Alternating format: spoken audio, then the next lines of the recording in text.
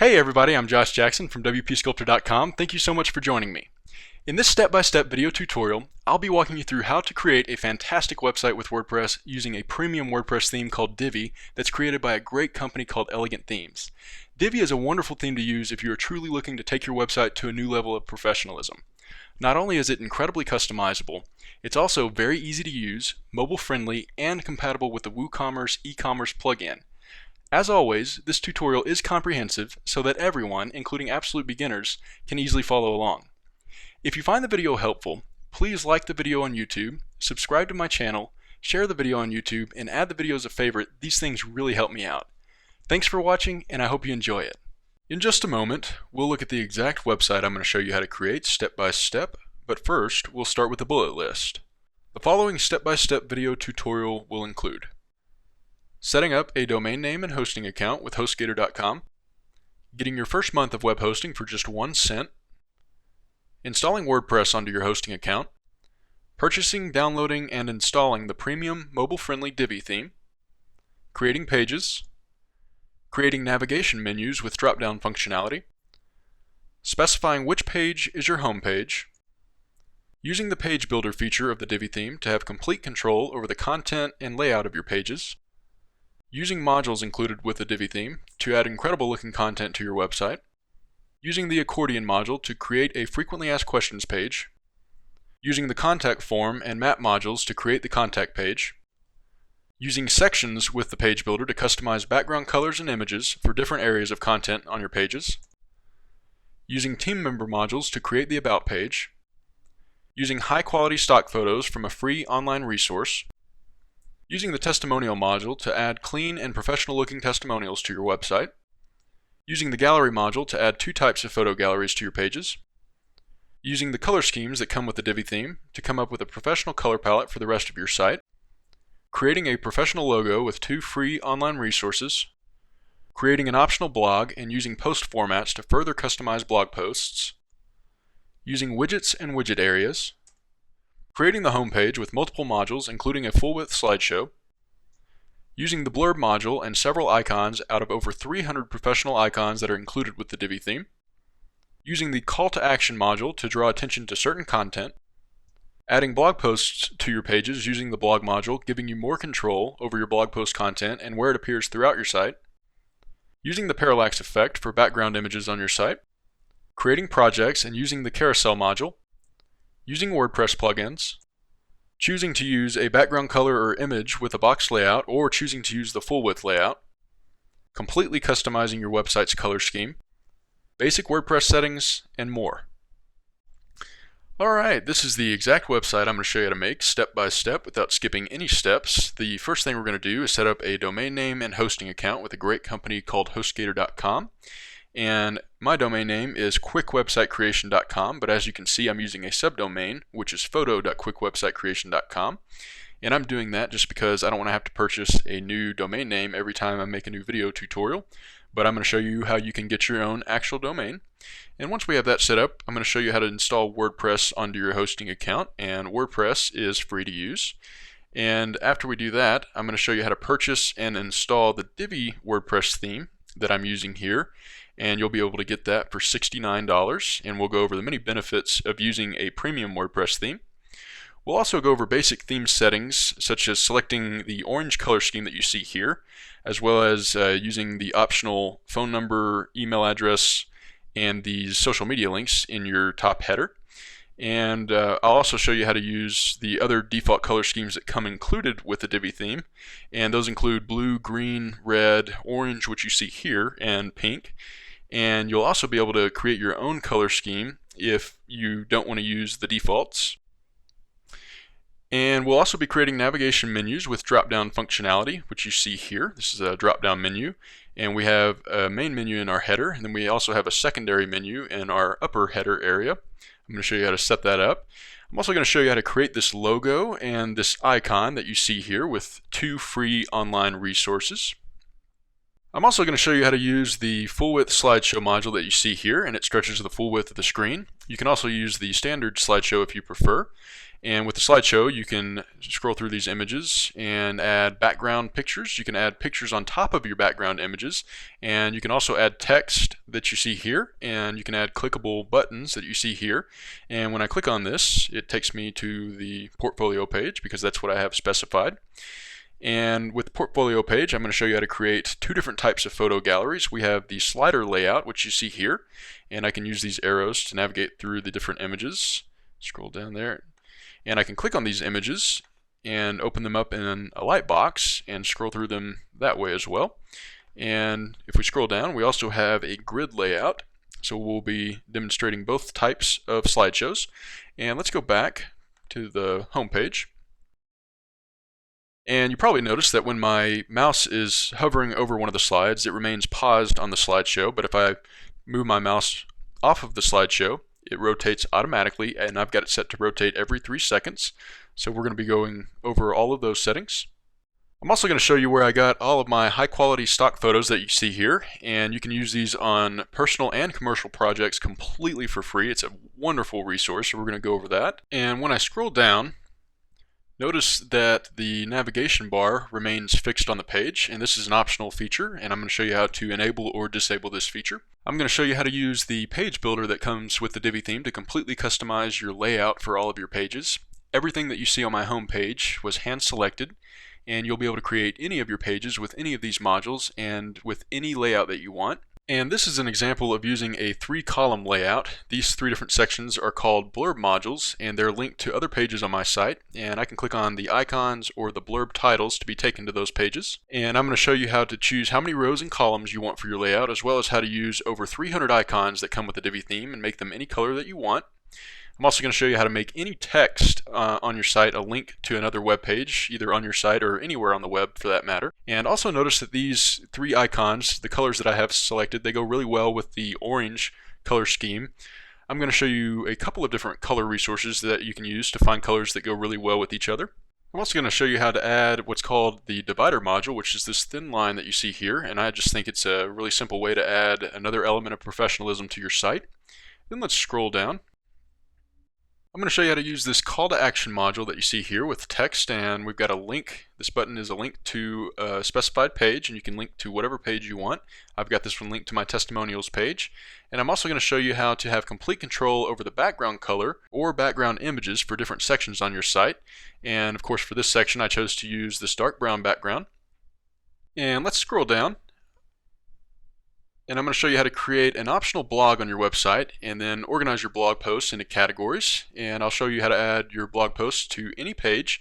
And you can even choose to only show a specific number of posts from specific blog categories on certain pages if you want, which gives you more control over your website content. And I'm going to show you how to do that. I'm also going to show you how to use different post formats, such as the link post format that you see here. This is actually right here, there's actually a clickable link to another web page. And then this is the video post format, and you can actually play this video. I can watch it right from this screen. And then this is a standard post format, and it's just using a featured image as our thumbnail. And I can click on these read more buttons, or I can click on the blog title to be taken to the actual posts page. This is what a standard post looks like. You have the title of your blog post, and then you have the featured image showing up at the top above the contents of your post. And I'm going to show you how to use the visual editor to add images within the contents of your post.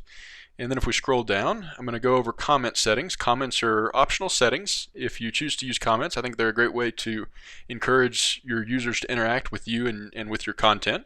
But like I said, they're completely optional, and we're going to go over all those settings. And let's scroll up, and you probably noticed on the right we have what's called a sidebar, and a sidebar is also what's called a widget area. So we're going to be going over widgets and widget areas. These 4 different things are called widgets, and this last widget is actually a plugin that we're going to go over that adds a visual editor to our widget, to our available widgets.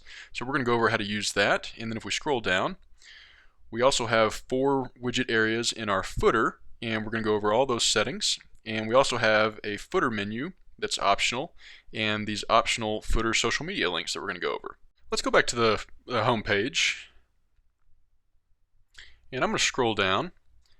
And this next section, I'm going to show you how to add a whole section with your own background image, and I'm going to show you where I got this background image. And also when I scroll, notice that the content scrolls around the background image. The background image remains fixed on the page like that. That's called the parallax effect, and we're going to go over how to use that. And also, I'm using the page builder to create this section with 2 columns. The first column is using the image module that you see here, and then the second column I'm using 4 blurb modules with the checkmark icon. We're going to go over all that. Also, some of the modules have an optional animation option, and we're going to go over how to use that as well. Then let's scroll down. And the last thing we're going to add to our home page is what's called the carousel module that you see here. And it rotates automatically if you want it to. That's an optional setting. I've got it set to rotate every 3 seconds. And just like the slideshow module, when you hover over these images, it pauses the automatic rotation. And each one of these images is linked to what's called a project, and projects are something that are unique to the Divi theme. So when I click on this image, it's going to take me to the project page, which of course I'm going to show you how to create. And projects are a great way to showcase certain parts of your business or your brand. And you would have a featured image, and we have the content. And also we have the projects added to our navigation menu here as a drop down. So I'm going to show you how to do all of that. And let's go back to our home page, which by the way, you can click on home in the menu, and you can also click on the logo to be taken to the home page. And I want to show you that when we resize our website, it's going to look great on mobile devices. Resizes very nicely. All of your content gets resized appropriately, and also the menu gets turned into a mobile menu. So it's going to look great on mobile devices. I also want to point out that the Divi theme is compatible with the popular WooCommerce plugin. So even though we aren't going to go over that plugin in this video, it's nice to know that you can easily add e-commerce functionality to your site with that plugin. And then let's take a look at our About page. I'm going to show you how to create this section here with the background image and the text, and then scroll down. I'm going to show you how to create these team member modules that you see here, and you'll be able to have an image, title, and description of the team member, as well as social media links to the team members' social media pages if you choose to do that. And let's take a look at the testimonials page. And of course I'm going to show you how to use the testimonial modules that you see here. And also, this is a 3-column layout with each testimonial taking up its own column. And just remember that you can determine how many different sections you want on any given page, and you can use as many rows and up to 4 columns for each section. And also keep in mind that all of the modules can be used on any page, and that includes all the modules that I went over that are on my home page. Alright, and we've already gone over the portfolio page with the gallery modules that we're going to be using. Let's take a look at our blog. And of course I'm going to show you how to specify which page is your blog page if you do choose to have a blog, and it will show your most recent posts at the top, and will show a thumbnail and usually an excerpt from the post. And of course we can click on the post titles, which you see here, and in the case of the link post format, the title is here, and we can be taken to the individual blog post page, just like that. And then let's click on our contact page in our top menu. I'm going to show you how to set this contact form up, and when your users fill out the form and submit it, a copy of the form will be sent to the email address that you specify. So I'll show you how to set that up. And then this CAPTCHA form is optional if you want to control spam comments. And then let's scroll down, and you're going to create a section where 2/3 of the available space is for the map module that we'll use, and then 1/3 will be used for a text module. And for the map, you can have multiple locations if you want. I'm going to show you how to set all that up. Let's click on our frequently asked questions page. And this is called the accordion module, which I think is pretty cool. You can have as many different levels as you want. We of course have 3 here, and when you click on each one, it's going to show you the answer to the question, just like that. I'm also going to show you how to use a boxed layout instead of the full width layout, and with the boxed layout you can have a background image or a color for your entire site. And as you can see, I've got it set to a brown background color, but I'm also going to show you how to get and use background images as well. And then I'll just scroll down just to let you get a feel for what the boxed layout would look like.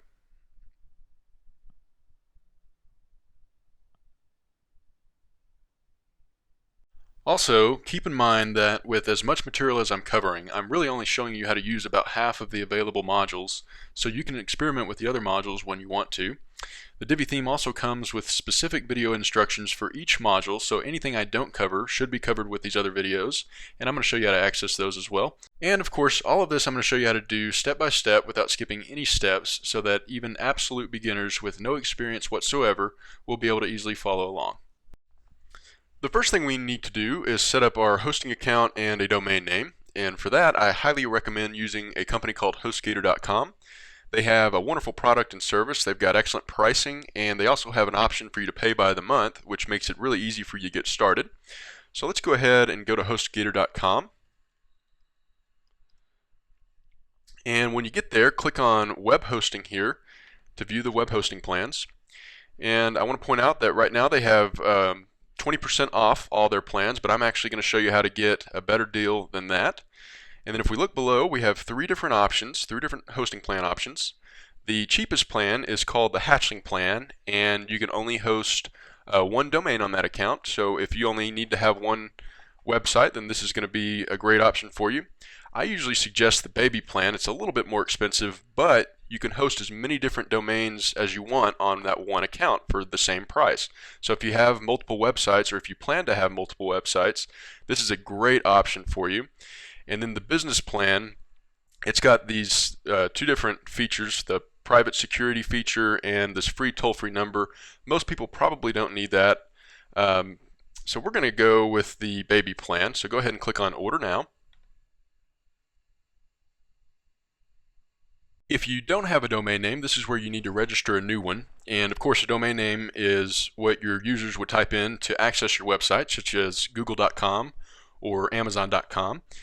And I actually already have my domain name, which is quickwebsitecreation.com, and because I don't want to have to purchase a new domain name every time I make a new video tutorial, I'm going to use a subdomain, which is going to be photo.quickwebsitecreation.com.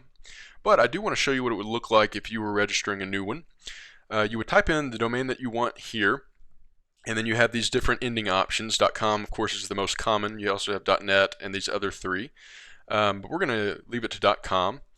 And I'm going to see if onlineprofphoto.com is available, and you can see here that it is, and you would obviously get a different message if that domain name was taken, and you would just have to experiment with different domain names or possibly with different endings.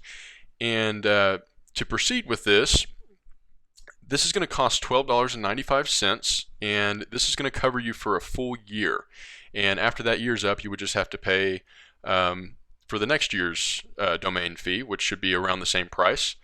And then below here we have these different options with the different endings, and you could select those if you wanted to own those domains as well. But we're just going to leave it to the onlineprofphoto.com for now. And I do want to point out, if you did already own a domain name and you have it with another company such as GoDaddy.com, you could select this option and then proceed with the rest of your hosting checkout, and then when you finish, HostGator will send you an email with specific directions on how to link your hosting account with your domain account. Alright, so let's go ahead and scroll down and make sure that you select the appropriate package type that you want. We do want the Baby plan, and then you choose the billing cycle. You can pay for multiple months at once, and you do get, it's actually a better deal to do it that way, but it's also higher upfront cost to you. So we're just going to pay for 1 month at a time. And I've got a coupon code that will show you how to get your first month for 1 cent. So I'm going to select the 1 month option. Then come down here, and you do need to put in a username that fits the criteria here, and then a security pin as well. I'm just going to use 1234. And scroll down and enter your billing information. And you can also choose to pay with PayPal if you would rather do it that way. And then scroll down, and these options might be checked by default. You can read through these options and see for yourself if you need these additional features. A lot of times it's easier just to get started as basic as possible, so I'm just going to go ahead and uncheck these. You can always add these later. And then scroll down. Now this coupon code will give you 20% off. I've got a couple of different coupon codes. The first one will give you your first month of web hosting for 1 cent, and that's WP Sculptor, 1 cent. And then you could hit validate. And then if we scroll down, you can see that our first month of hosting is just 1 cent, and our domain registration is $12.95, and that's going to be a full year's worth of domain registration. So our total bill is $12.96, and then after the first month that you get for 1 cent, you would be billed $9.95 every month. Now, the other coupon code that I have is WP-Sculptor25, and if we hit validate there, this is going to give you 25% off your entire hosting order, and this is a better deal for people that are paying for multiple months at one time. But we're just going to stick with WP Sculptor 1 cent, hit validate, and then I do want to point out also that these coupon codes, if you use them, they do really help me out a lot. I get a small commission for referring you to HostGator, and that helps me keep these videos going. I really appreciate that. And so go ahead and come down here and click on that you have read and agree to the terms and conditions, and click on create account. Alright, give HostGator about 15 minutes or so to get your account set up, and then you're going to check your email. Okay, after a few minutes, check your email account, and you should have an email from HostGator, and it should be from sales@hostgator.com. Go ahead and open that up. And what you'll see here is you have a link to your control panel here. You have the username that you specified right there, and then you have the automatically generated password here. We're going to need all of those pieces of information to access our control panel. So go ahead and click on the control panel link. That's going to open up in a new tab. And then you will grab your username, copy that, make sure you don't get any additional characters, paste that in, and then you're going to grab your password, again making sure that you get all the characters and no additional empty spaces. And you're going to copy that and paste that in here. And of course I've changed mine. But you'll just paste yours in, click on login. Alright, this is what your control panel looks like, and this is where we're going to install WordPress onto our hosting account. So go ahead and scroll down, all the way down here under Software/Services, click on Quick Install. And I do want to point out that your area here should be blank with a new hosting account and a new domain name with HostGator. I've got all these different WordPress installations on my account, and you would be able to do the same if you have the baby package with the baby hosting package with HostGator. But go ahead and come over here and click on WordPress and click on Continue. And again, you should only have one domain here, which is the domain that you just registered, but I've got all these different domains and subdomains. I'm going to choose the photo.quickwebsitecreation.com subdomain that I've already created, and that's for the purposes of this tutorial. Leave this section blank, and I'm going to go ahead and uncheck Enable Auto Upgrades. Then you need to put in your email address and choose a blog title. You can always change this, and choose a username and your first and your last name, and then click on Install Now.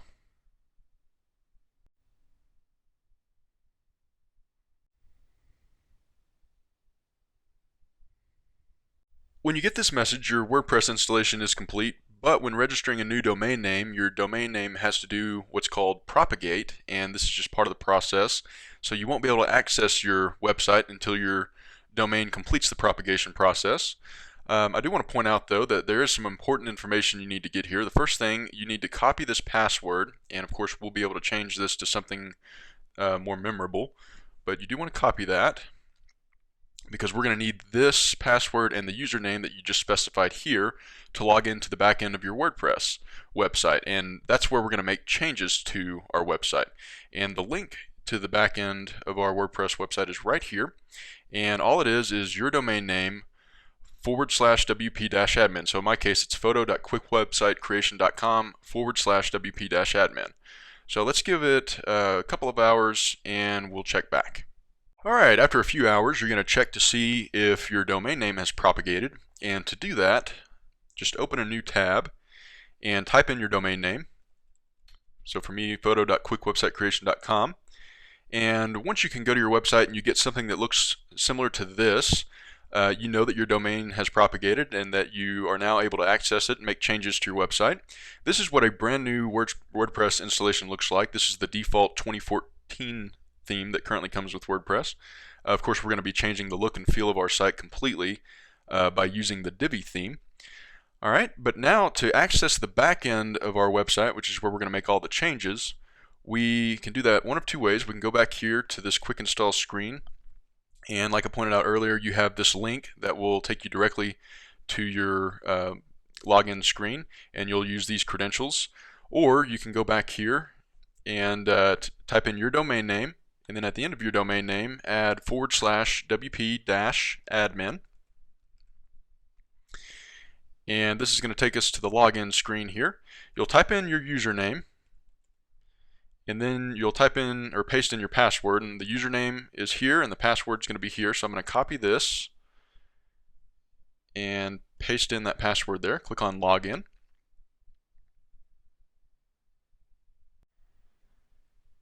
And this is what the back end of your WordPress looks like. The first thing I want to point out is if you do have a message up here that it lets you know that there's a new version of WordPress available, go ahead and follow the instructions to update your WordPress version to the latest version. And then let's go ahead and take care of a few housekeeping items. The first thing I want to do is deactivate a plugin called WP Supercache, and that plugin can cause some conflicts for some people that I've noticed especially when you're developing your website and you're making a lot of changes within a relatively short amount of time. Sometimes it takes a while for those changes to actually show, so that's not really ideal when you're developing your website. So to deactivate this plugin, go to Plugins, click on Install Plugins. Then we're going to scroll down here, and at the bottom where it says WP Supercache, click on Deactivate. And then scroll down, and it should be deactivated now. Click on Delete underneath WP Supercache. And you can always reinstall and reactivate this plugin later. Yes, we do want to delete this files and data. So click on that. And I do want to point out that it is a good idea to look into the WP Supercache plugin once you have your website pretty well completed, because it really can speed up your website. Alright, the next thing we're going to do is change our login password to something we can actually remember. So to do that, let's go to Users, click on All Users. And you should just have one user currently, which is the user you just created when we installed WordPress. Hover over your username and click on Edit. And then scroll down to the bottom here. And we want to specify a new password, so go ahead and type in your new password. And then retype that into the second box. And then click on Update Profile. And then I want to come on down to Settings and click on General. And I want to make sure that my site title is correct, and that's the site title that we specified when we installed WordPress just a moment ago, and that is what I want, mock photography. And then the tagline, you definitely want to change this. The default tagline, just another WordPress site, I'm going to change this to Welcome to Mock Photography. And then I'm going to scroll down to the bottom and click on Save Changes. It's always very important when you're developing your website with WordPress to save the changes immediately so that they actually take effect. And the last thing I want to do real quick before we really get going with the construction of our website is remove one more plugin. So go to Plugins, click on Install Plugins, and scroll down. We're going to deactivate and delete this plugin called Sidekick. Basically what this is a new plugin that comes with WordPress that helps beginners navigate, and we don't really need that. So I'm going to hover over, click on Deactivate. And then I'm going to scroll down and click on Delete underneath Sidekick, and click on Yes, delete these files. Alright, now it's time to download and install the Divi theme that we're going to use. First, real quick, just a few words on what the Divi theme is and why you might want to consider using it. There are thousands of free WordPress themes to choose from, and many of them are free, and I have several other videos on my YouTube channel that show you how to use some of these excellent free themes. But for this video, I'm going to use a premium theme, which of course is the Divi theme. Now the Divi theme is a great theme to use if you really want to take your website to the next level of professionalism. With the Divi theme, you will have more control over the type of content that appears on any given page. On many other themes, there may be specific options for your home page, such as having a slideshow or having several featured sections with icons and short blurbs, and maybe having excerpts from your blog post showcase. The problem that presents itself is, what if you want to utilize some of those features on pages other than your home page? With many other themes, you can't do that easily since those options are only available on your home page, but with the Divi theme, you can utilize all those functionality options on any page that you wish. Now, while using the Divi theme page builder, you will also have complete control over your layout for each individual page. To put this in perspective, with more traditional WordPress themes, you're usually limited to a sidebar section and a content section. Within this content section, there's typically only one column, but with the Divi theme page builder, you can customize each page to have several different rows and columns, and you can even control the background color or the background images for each individual section you create within a page. And this provides an outlet for further customization and creativity. Another reason to consider using the Divi theme is that by purchasing the Elegant Themes membership, you will have complete access to 87 different themes, including Divi. You have this access to all of these themes for 1 full year, and after that year's up, if you choose not to renew your membership, you can still use every theme that you've ever downloaded. You just won't be able to access the new themes that they release and additional updates for the themes that you already have.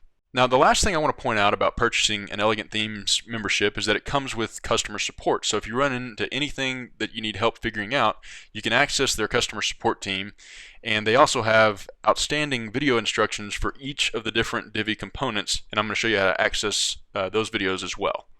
I do want to point out that I am an affiliate for Elegant Themes, so if you do want to support me and what I'm doing with these video tutorials, you can go through my affiliate link by going to wpsculptor.com/Divi, and that will redirect you to the Elegant Themes website. You can purchase the membership at no additional cost to you while also supporting me at the same time, and I would just like to thank you in advance for doing that. It really means a lot to me.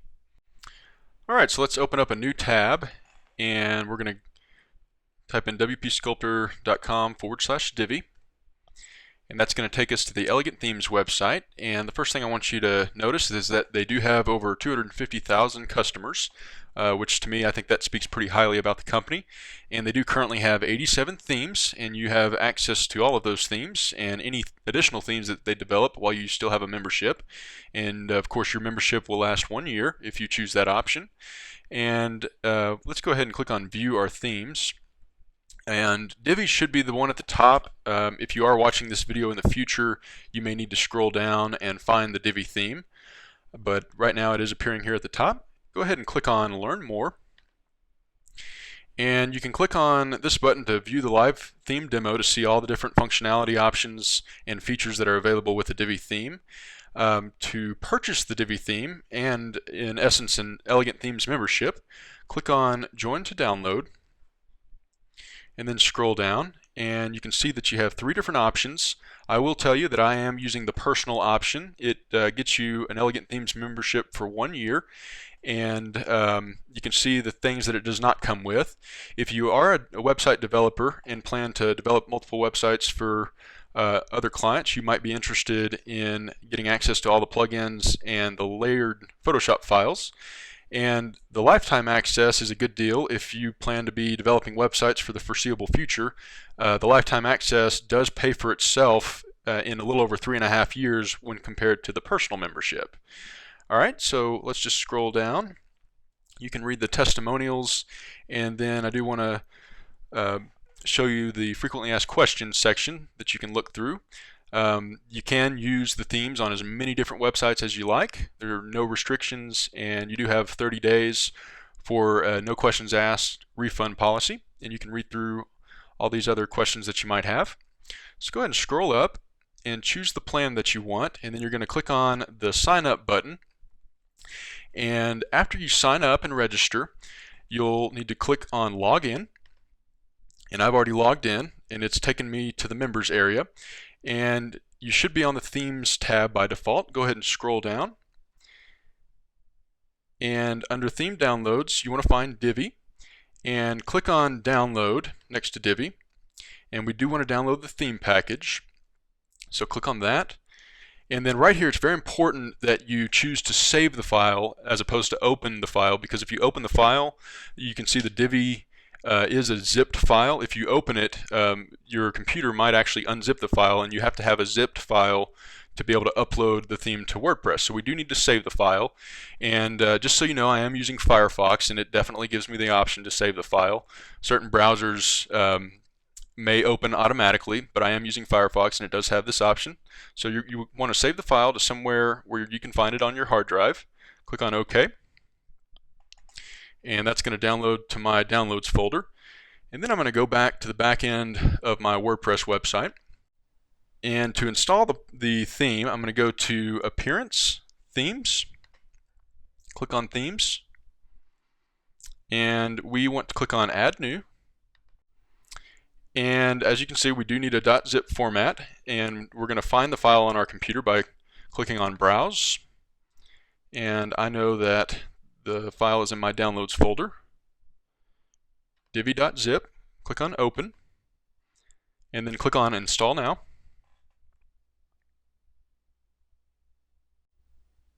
And then the last thing you want to do is activate the theme by clicking on Activate. Alright, now that we have our theme installed, we can view the front end of our site, and just so you know, this is of course the back end of our site, which is where we make all the changes to our website. And then to access the front end, a little shortcut, you can click on your website title here on the top left. That's going to switch to the front end, and you can see that we have a completely different look and feel, and of course we're going to be changing this up dramatically as well, but this is the brand new installation of the Divi theme. And this right here is the admin bar, and it only shows up when you're logged in. And so of course your users won't actually see this bar, and you won't see this bar if you're logged out. And the way to log out is to go over to the right, hover over your username, and click on Log Out. And I do want to show you, if we type in just our domain name, photo.quickwebsitecreation.com, you'll see that there is no admin bar as we're not logged in, but let's go ahead and log back in.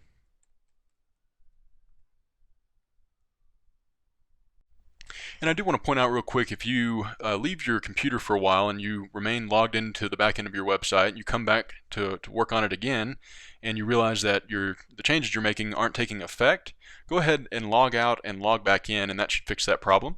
So we're just going to log back in.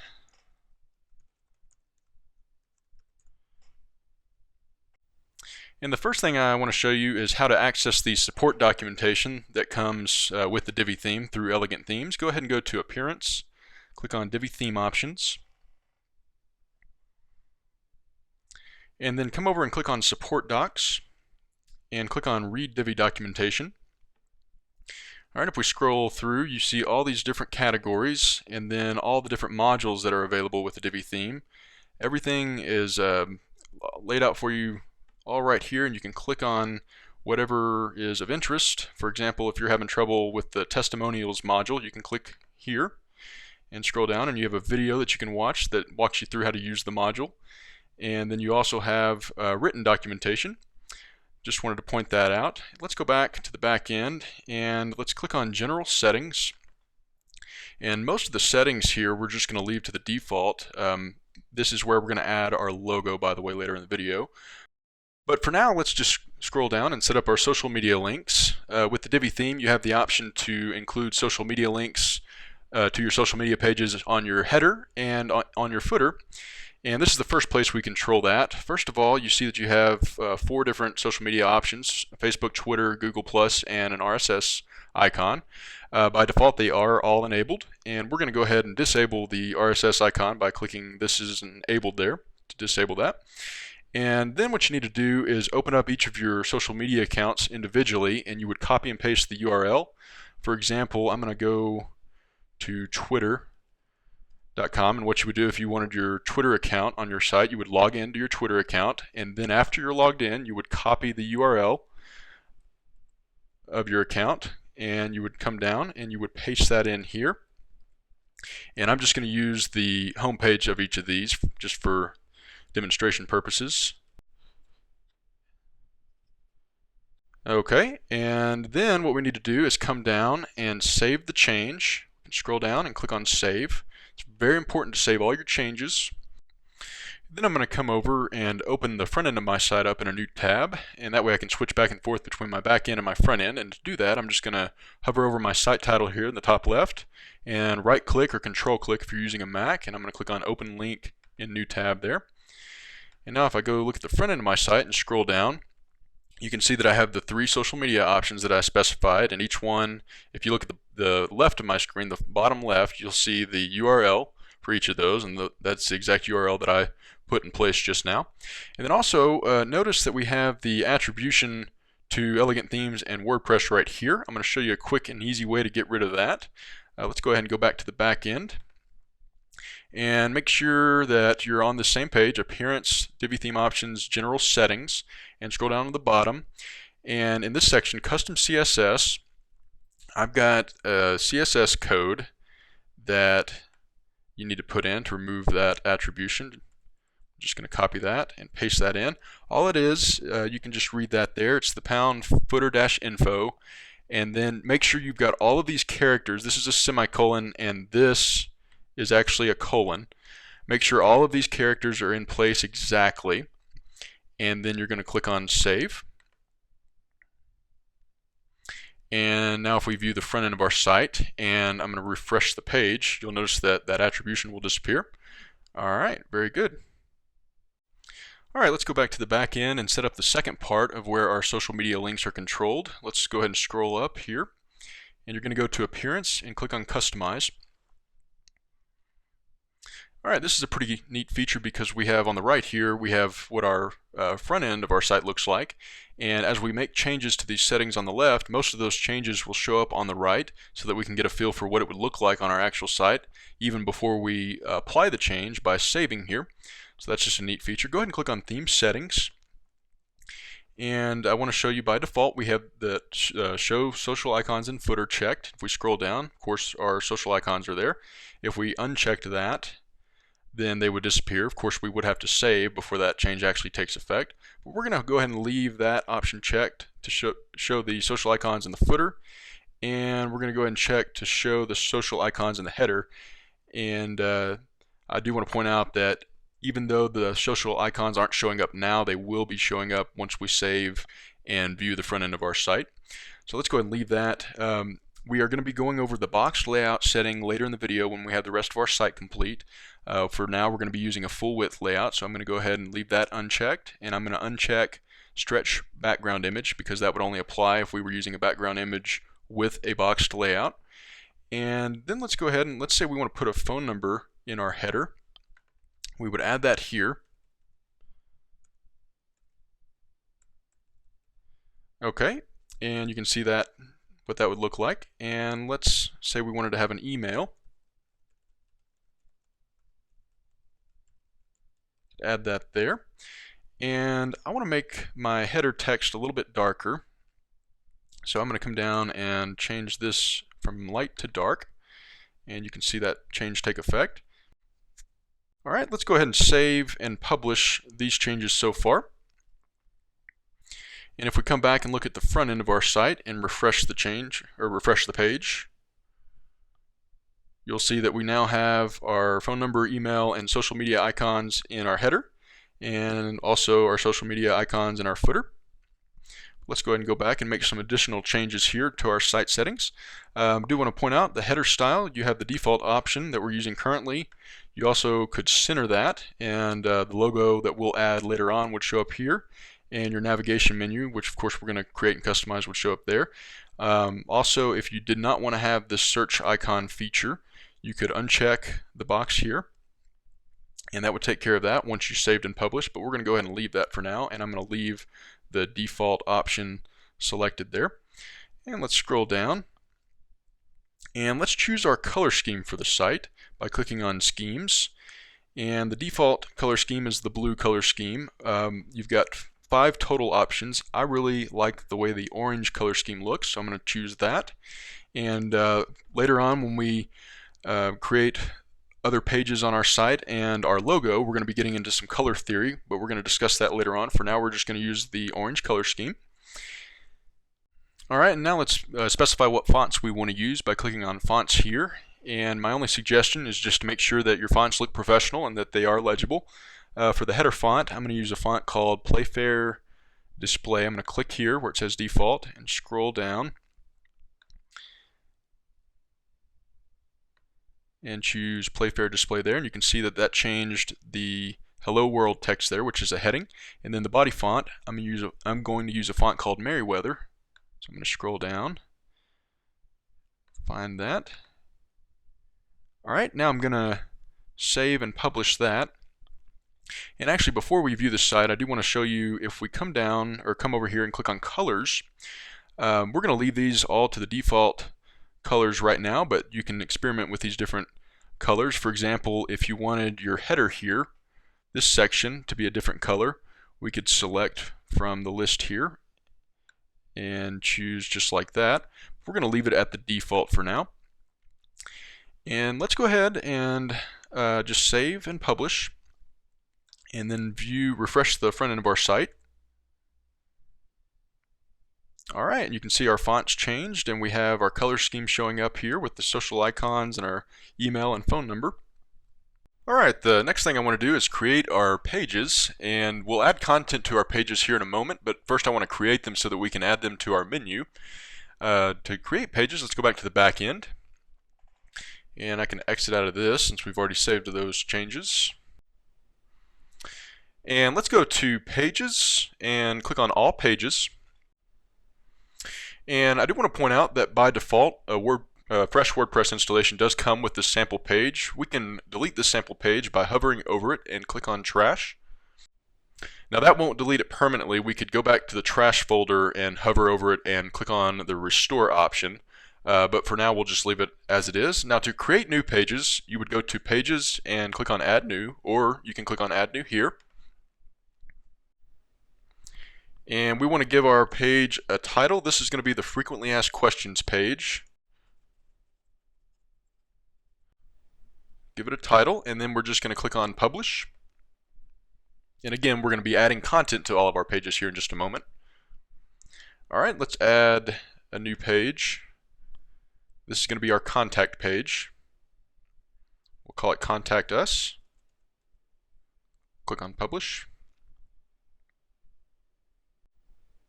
Let's add new, and this is going to be our About page. We'll call this About Us and Publish. Then let's add a new page. This is going to be our Testimonials page. Publish that. And now let's add new and 3 more we're going to create. This is going to be our Portfolio page. Publish that. Then I'm going to add a new page, and we're going to call this Blog, and this is completely optional, and we're going to go over all the blog settings here in just a little while, but for now we need to create the blog page. Publish that. And then our last page is going to be the home page. So let's click on Add New. We'll call it Home and publish that. Now we can view all of our pages by going to Pages and click on All Pages. And here we have a list of all the pages we just created. Now let's view the front end of our site. And before I refresh the page to show you the updates, I just want you to notice the sample page here is showing up. Now when I refresh the page, because we deleted the sample page, it's no longer showing up, and also all the pages that we did create are automatically added to our main navigation menu, and this is what most WordPress themes do by default. They automatically add pages to your menu if you haven't created a menu, and we want to have complete control over what appears in our navigation menus and what order they appear in. So to do that, let's go back to the back end, and let's go to Appearance and click on Menus. And we need to create a new menu, and let's call this Main Navigation Menu. And then click on Create Menu. And then I want to come up to Screen Options and click on that and make sure that all of these are checked. And then we can click on Screen Options to minimize that. Now that gives us all these additional options here. And the first thing we want to do is add menu items to our main navigation menu. So we're going to add the Home page, the blog page, the portfolio, testimonials, and about us, and click on add to menu. Okay, and then if we save the menu, and actually we need to assign this menu that we just created, the main navigation menu, we need to assign it to a specified place on our theme, and different WordPress themes will have different areas where a menu can go. And you can see with the Divi theme we have 3 locations for a menu. We have the primary menu, we have the secondary menu, and we have the footer menu. I want to go ahead and assign this as the primary menu, so I'm going to click on that, and I want it to also be on my footer. So I'm going to click there as well and click on Save Menu again. And now if I go back and view the front end of my site and refresh the page, only the menu items that we added to that menu are showing up now. And if we scroll down, these same menu items are going to be in our footer as our footer menu. Alright, let's go back, and let's say I wanted to rearrange the menu items. What I could do is click on the one I wanted to move and hold and drag and then release that, just like that, and that would put the blog after the portfolio menu item. I'm just going to leave it the way it was though by click holding and dragging. And also if you click on this arrow next to each menu item, it'll drop down an option you can change. By default it'll take the title of the page, but you can change that so that it says whatever you want it to say as in the actual menu. You would do that here. And also if you're having trouble with the drag and drop functionality, if that's not working for you, then you can click this arrow and you can move manually using these options. So if we wanted to move it above home, we could do that just like that. But again, we'll leave that where it was. And now to create a drop-down menu, let's say we wanted to be able to hover over home on the menu and then have it display blog as a children item or as a child item underneath home. We could click, hold, and drag and move that over just like that. And if we save the menu and then view the front end and refresh our website, when we hover over home, we can get access to the blog menu item and click on blog, and that would take us to the blog page. Alright, let's go back, and I'm going to move that back to where it was so that it's not a child menu item. Let's say we wanted to delete one of our menu items from our menu. All you would have to do is click on the arrow and click on the remove button, and that would take it away. And of course we'll add that back. Click on add to menu and move that back where it was there. And another thing I want to point out, this is a pretty cool feature. If you want to have a menu item that's not associated with a particular page on your website, you can certainly do that. Let's say we wanted to create a menu item that went, we'll use google.com as the example. First of all, go to screen options, and we've already done this, but I just want to point out you do have to make sure that the links option is checked. And then we can come down here and click on links, and we want to call this Google. That's what we want the menu item to say. And we put in the URL that's going to be http://google.com. We'll do www.google.com. And if you copy and paste a URL in here, make sure that you don't have http:// in there twice. That's a common mistake. Go ahead and click on add to menu, and we'll just leave it at the bottom. Now when we save the menu and come back and view the front end of our WordPress website and refresh the page, we now have this Google option, and when we click on that, it takes us straight to Google. Let's go ahead and go back, and I want to show you how to create a drop down where the primary menu item doesn't go anywhere, but you want people to be able to hover over it, and then it would bring up the children items underneath it. What we would do is go back, and let's go ahead and remove the Google item by clicking on the arrow and click on remove. What we could do is also, just like we did with the Google link, we could create another link, and we want to call this, I'll just say hover to display. You can call it whatever you want, of course. And then for the URL, we're just going to remove what's there and put in the pound symbol and click on add to menu. And then when let's say I want to put about us underneath it, I would put it underneath it and then drag it over here so that it is a drop down menu. Click on save menu. And now when we go back and refresh the front end of our WordPress site, when you hover over hover to display, it does display the about us, but when I click on hover to display, I'm clicking on it right now and it doesn't go anywhere. So that's just a neat trick that you can use. All right, let's go back and change that to the way it was and create our secondary navigation menu. I'm just going to go ahead and hover over this, click on the arrow and remove that, and then that automatically turns back into a parent menu item. I'm going to save that change, and then to create a new menu, just click on create a new menu there, and I'll call this secondary menu, and click on create menu. And by the way, if you're adding pages, by default it will give you the most recent pages. If for whatever reason your page isn't showing up, just click on view all there and it would show all your pages. And this time I'm going to add my frequently asked questions page and my contact page. So I'm going to check those and click on add to menu.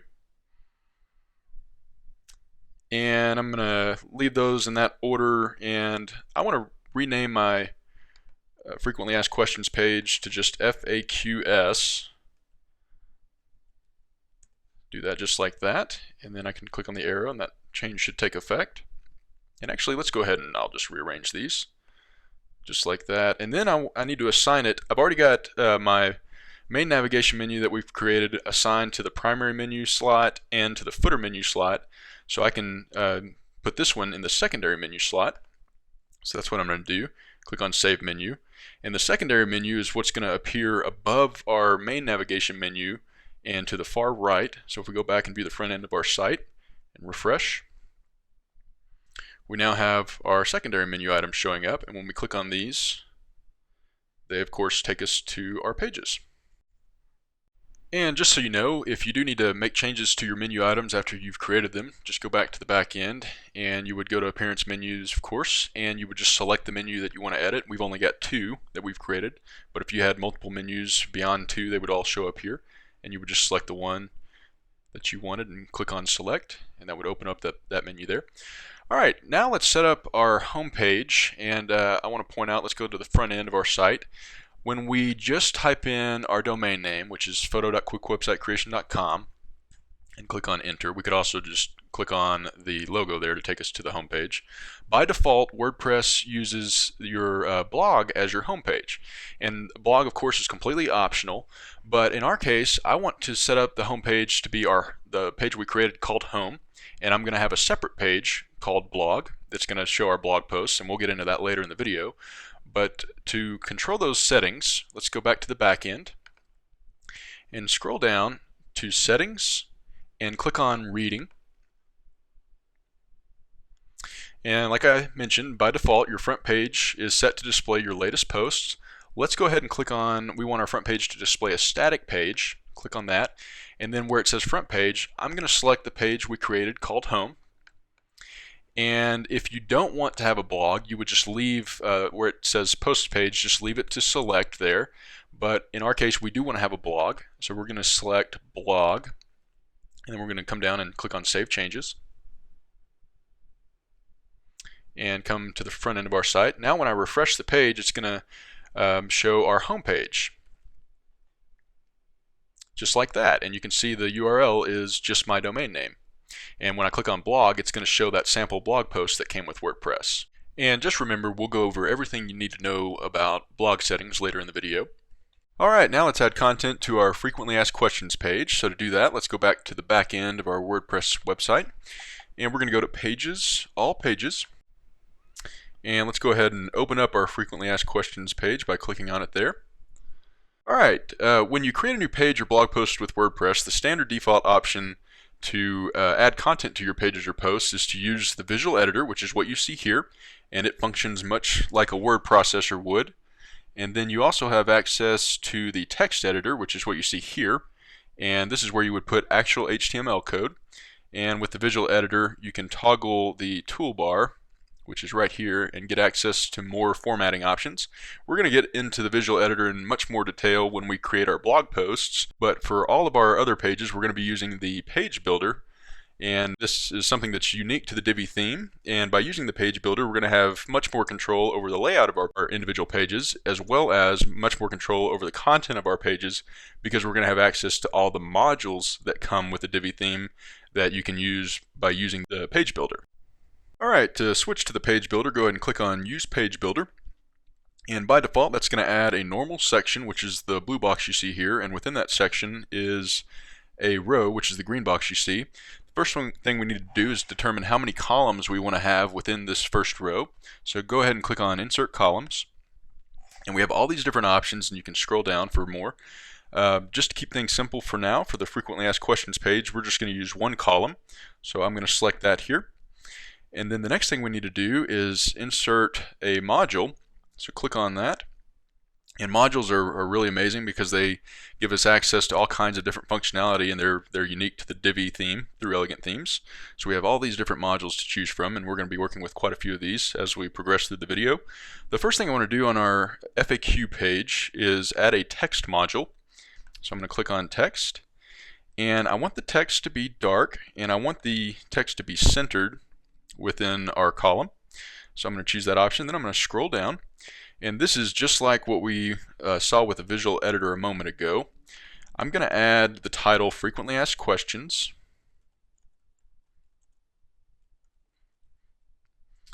And then I'm going to select this, and again, make sure that you have the toolbar toggled there so we have access to these formatting options. And with this text selected, I'm going to choose the heading 1 tag. This is going to make my text a lot bigger and bolder. And then I'm going to click on Save.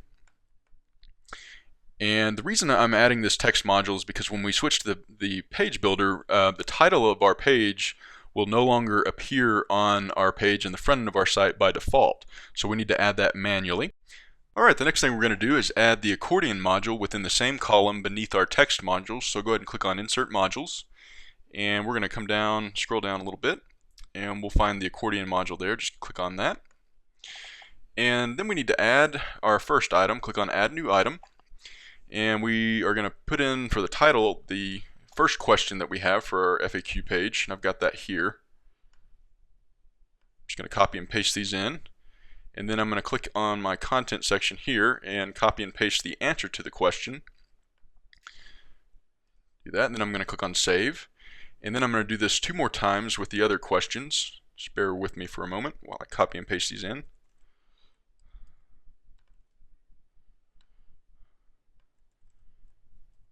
Paste that in and click on Save, and we'll do 1 more.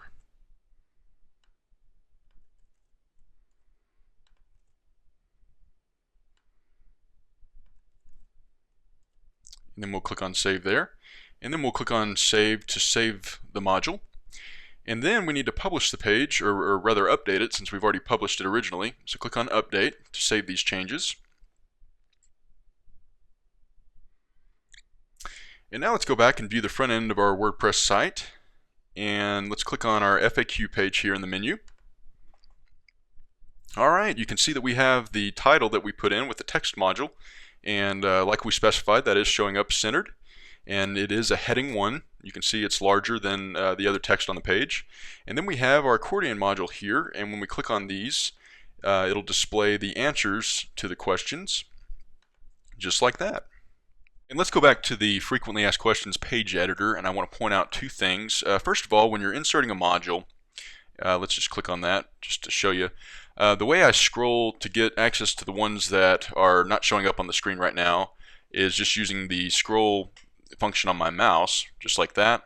If for some reason you don't have that functionality, what you can do is click within the white area, anywhere in the white area, and then use the up and down arrows on your keypad to scroll, just like that. That might be something some of you might run into. And then the other thing is, notice that the modules by default, when we're working with the page editor or the page builder, they take the title of the module. So the accordion module is called the accordion. Well, let's say you're working on a page and you've got multiple accordions on the page, and you want to be able to easily access each individual one if you want to make changes to it, and you want it to be easier to find. You can change the title of the module, and we can click on this edit button here, and you can change it right here, and this is the admin label. So let's call this the FAQ accordion, and click on Save. And as you probably just noticed, if you do need to make changes to these modules, this button here with the 3 horizontal lines, that is the edit button, and that'll take you right back to where you were when you first created the module. And if you needed to make changes, you could do that and then click on the Save button. And then to remove the modules, all you have to do is press the X button. And then the last thing I want to point out is that none of the changes that you make here, even if you're pressing Save after you add the module, none of the changes will actually take effect on the front end of your site until you click on the Update button here. So if you do something on accident, you accidentally delete a module or something like that, and you don't want the change to be saved, then all you need to do is just click on this button to go back to all your pages and then reopen it up again, or you can just refresh the page that you're on. So again, it is very important to update the page if you do want the changes to take effect, and since we did just change the module title there, the admin label, I'm going to click on Update. Alright, now let's add content to our contact page. So to do that, let's go to All Pages, and then click on Contact Us to open up the contact page in the page editor. And then we're going to click on Use Page Builder. And the first thing we're going to do is put in our actual contact form on the contact page. And let's go ahead and click on Insert Columns. And because I want my contact form to take up the full width of the page, I'm just going to use one column. So I'm going to click on that. And then we need to click on Insert Modules. And let's scroll down to find the contact form. There it is right there. Click on that. And the first thing you have is an option to display the CAPTCHA, and this is a good thing to include if you want to prevent spam comments, so we're going to leave that on the default option. Then the email, this is where you put in the email address that you have where you want these contact forms to actually be sent to. So I'm just going to use mockphotography@wpsculptor.com. And then the title, this is what's going to appear above your contact form, and I've got a title that I'm going to copy and paste in there. Just paste that in. And then the admin label, of course, we'll just leave that as it is and go ahead and click on Save. And we'll update the page. Alright, let's go ahead and view the front end of our site and view our contact form page just to see the contact form. And I'm going to click on the Contact Us button on the tab, and here's what our form looks like. We have the title of the form, and then we have a space automatically generated for people to input their name, their email address, and their message, and then here's the optional CAPTCHA. Alright, let's go back to the page editor, and this time I want to add a map underneath our contact form, and I want that to take up 2/3 of the available space, and then with the remaining third on the right, I want to have a text module, and I want to have our address and our phone number within it. So what I'm going to do is I'm going to add a new row. Click on Add Row, and this time we're going to click on Insert Columns, and we're going to find the option that fits the criteria I just described. So right here you see that we have 2/3 of the available space on the left, and then we have the remaining 1/3 on the right. That's the option I want to select, so I'm going to click on that. And then to add my map module, I'm going to click on Insert Modules here. Click on that. Then I'm going to scroll down, find the map module right here, and click on that. And the first thing we need to do is add a new pin, and this is where you would put your location. So I'm going to click on Add New Pin, and I'm going to give this a title and just call it Our Location. And then you need to put in your address, and I've just got a sample address here. I'm just going to copy and paste this in. And click on Find. And then if we scroll down, again you can click here in the white space, just click with your mouse and then use the arrows on your keypad. You can scroll down. That's going to find your address. Go ahead and click on Save. And if you had multiple locations, you could add an additional pin here. We're just going to leave it with the one location for now. And then the next thing you have to do is choose a map center address, and this is what's going to actually appear on your page. So what I'm going to do is paste in the exact same address and click on Find, and then I'm going to scroll down, and you can use this feature right here to zoom in and out and show the map how you want it to be shown on the front end of your site. So if you want to zoom out and show a larger view of your city, you could do that, or if you wanted to zoom in, you could do that there, and you can click, hold, and drag and position the map just how you want it to be. I'm going to zoom out a little bit because I want people to be able to see the greater area of Denver, and then I'm going to move my map just like that. That's how I want it to appear, and you can see this red arrow here is what is showing where our location is. Go ahead and click on Save. And then the next thing we're going to do is insert a text module here. So go ahead and click on Insert Modules. And I'm going to select the text module here. Click on that. And I'm going to leave the text color dark. And I'm going to leave the orientation to the left. Scroll down. And the first thing I'm going to put in is our address is, I'm just going to type that in, colon, and I'm going to select that and choose the, actually I'm going to leave it as a paragraph, and I'm just going to bold it by clicking on the bold button. Then I'm going to push enter on my keypad and paste in the exact address and push enter again, and then I'm going to say our phone number is, type that out, colon, and then select that and make that bold as well, and then click here and then press enter on my keypad and type in the phone number, and then I'm going to click on save, and then I'm going to update the page. And now if we view our contact form page on the front end of our site and refresh it,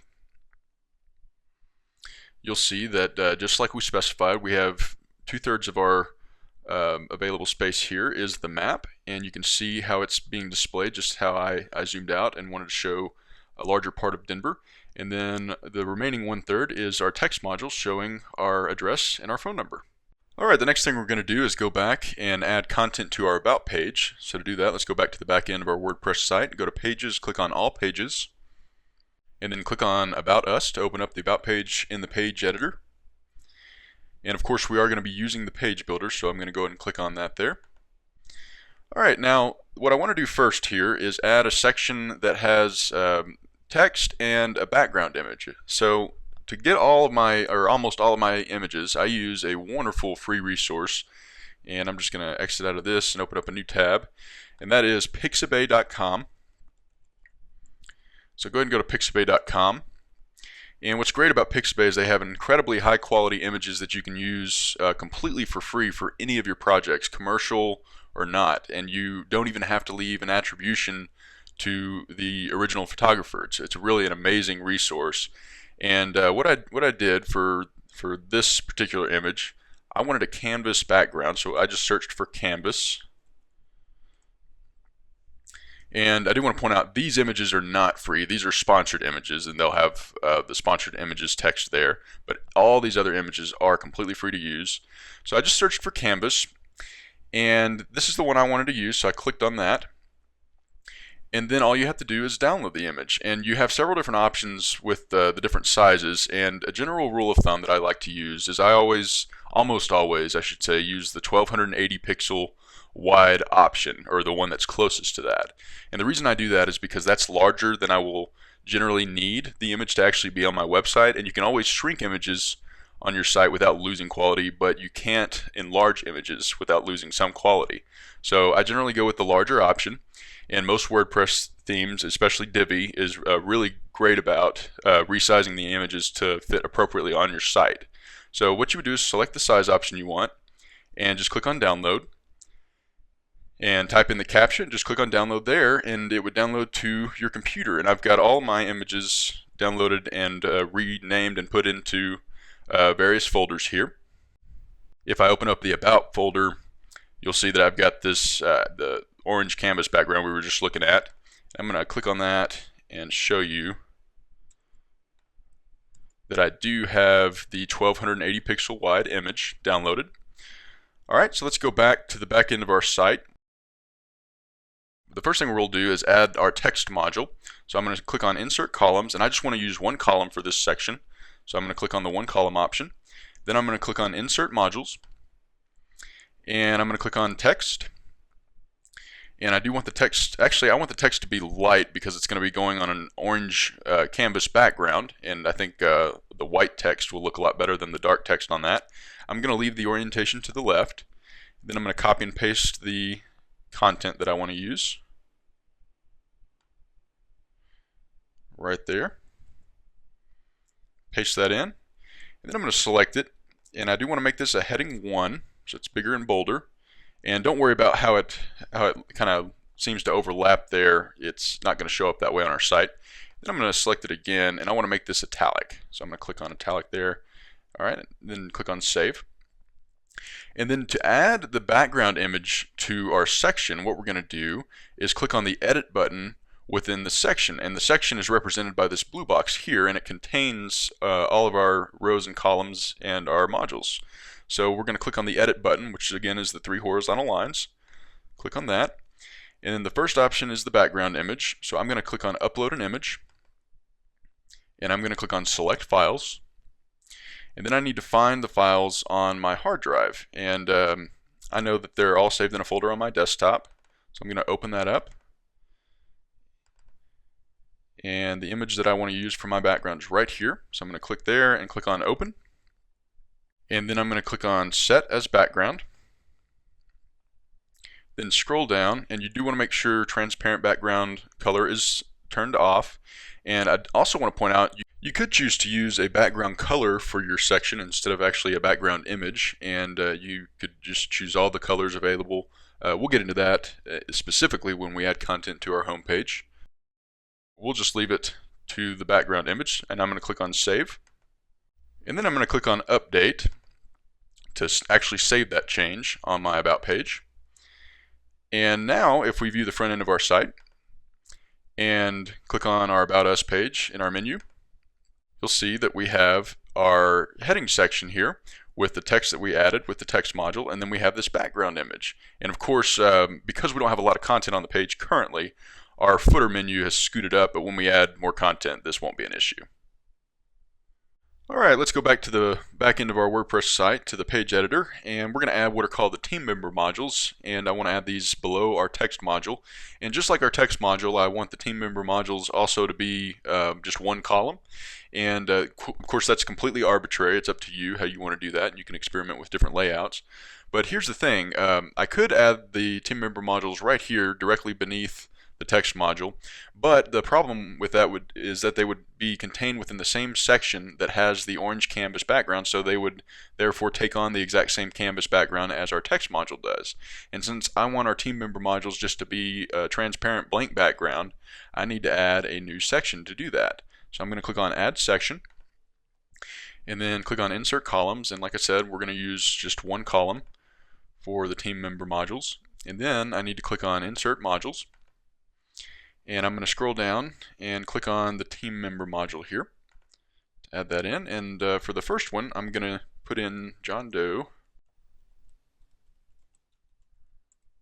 and co-founder. And then I need to click on upload an image, and again I got this image directly from Pixabay. I think I searched for self-portrait. Click on upload files, click on select files, and I'm going to click on self-portrait there.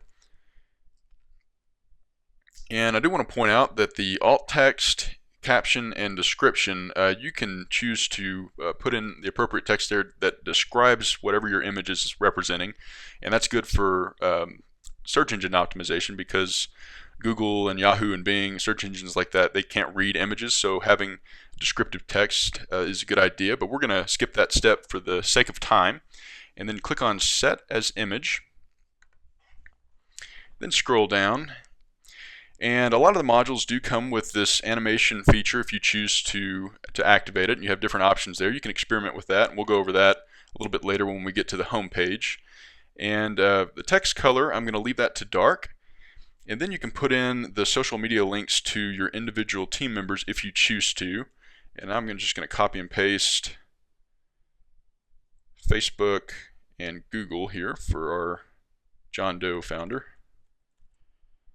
And you would just paste in their actual Facebook URL and Twitter URL if you wanted to use that. And scroll down, and this is where we add our description. And I've already got that typed out here. I'm just going to copy and paste that in. And then click on save, and click on update. And if we go back and view the front end of our site and refresh the page, you'll see that we now have our first team member module, and this is how it works here when you're using a one column layout for the module.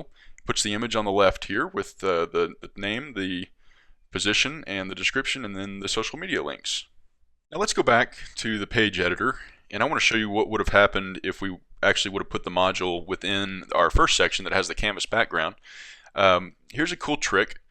This button is the edit button for the module. This button here with the two window looking icons duplicates the module. So if we click on that, it automatically adds the exact same module with the same picture, all the same settings, the same text, and it puts it in the same section here.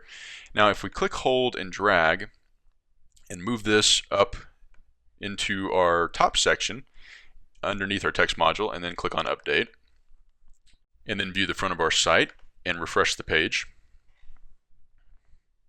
you'll see that we have our text module here with the canvas background, and then we have our team member module on the same background. Of course, that doesn't look very good, which is why I wanted to add a separate section for that. So let's go back, and we're going to delete that by just clicking on X, and then I'm going to scroll down, and I'm going to duplicate the team member module again because I want to add the Jane Doe team member module. And now that we have that duplicated, I can click on the edit button here and just change some of these settings. I'm going to leave co-founder in, then I'm going to upload a different image by clicking on upload an image, and click on upload files, click on select files, and this portrait right here is the image that I want to use. Click on open, and I think I searched for portrait on Pixabay to find this particular image. Click on set as image, then scroll down, and I don't want any animation. I do want the text to be dark, just like the John Doe team member module. And then let's just add the Google Plus URL for our Jane Doe here. Copy and paste that in. And for the description, I'm going to select all that, delete it, and add this here. Paste that in. Click on save, and then click on update. And then let's view our about page again and click on refresh. And you can see we have the Jane Doe module appearing directly beneath the John Doe module. And the last thing I want to show you is what the team member modules would look like if you chose to use multiple columns instead of having each one on its own column, or on one column. Let's go back to the back end just real quick, scroll down, and I'm going to add a new row.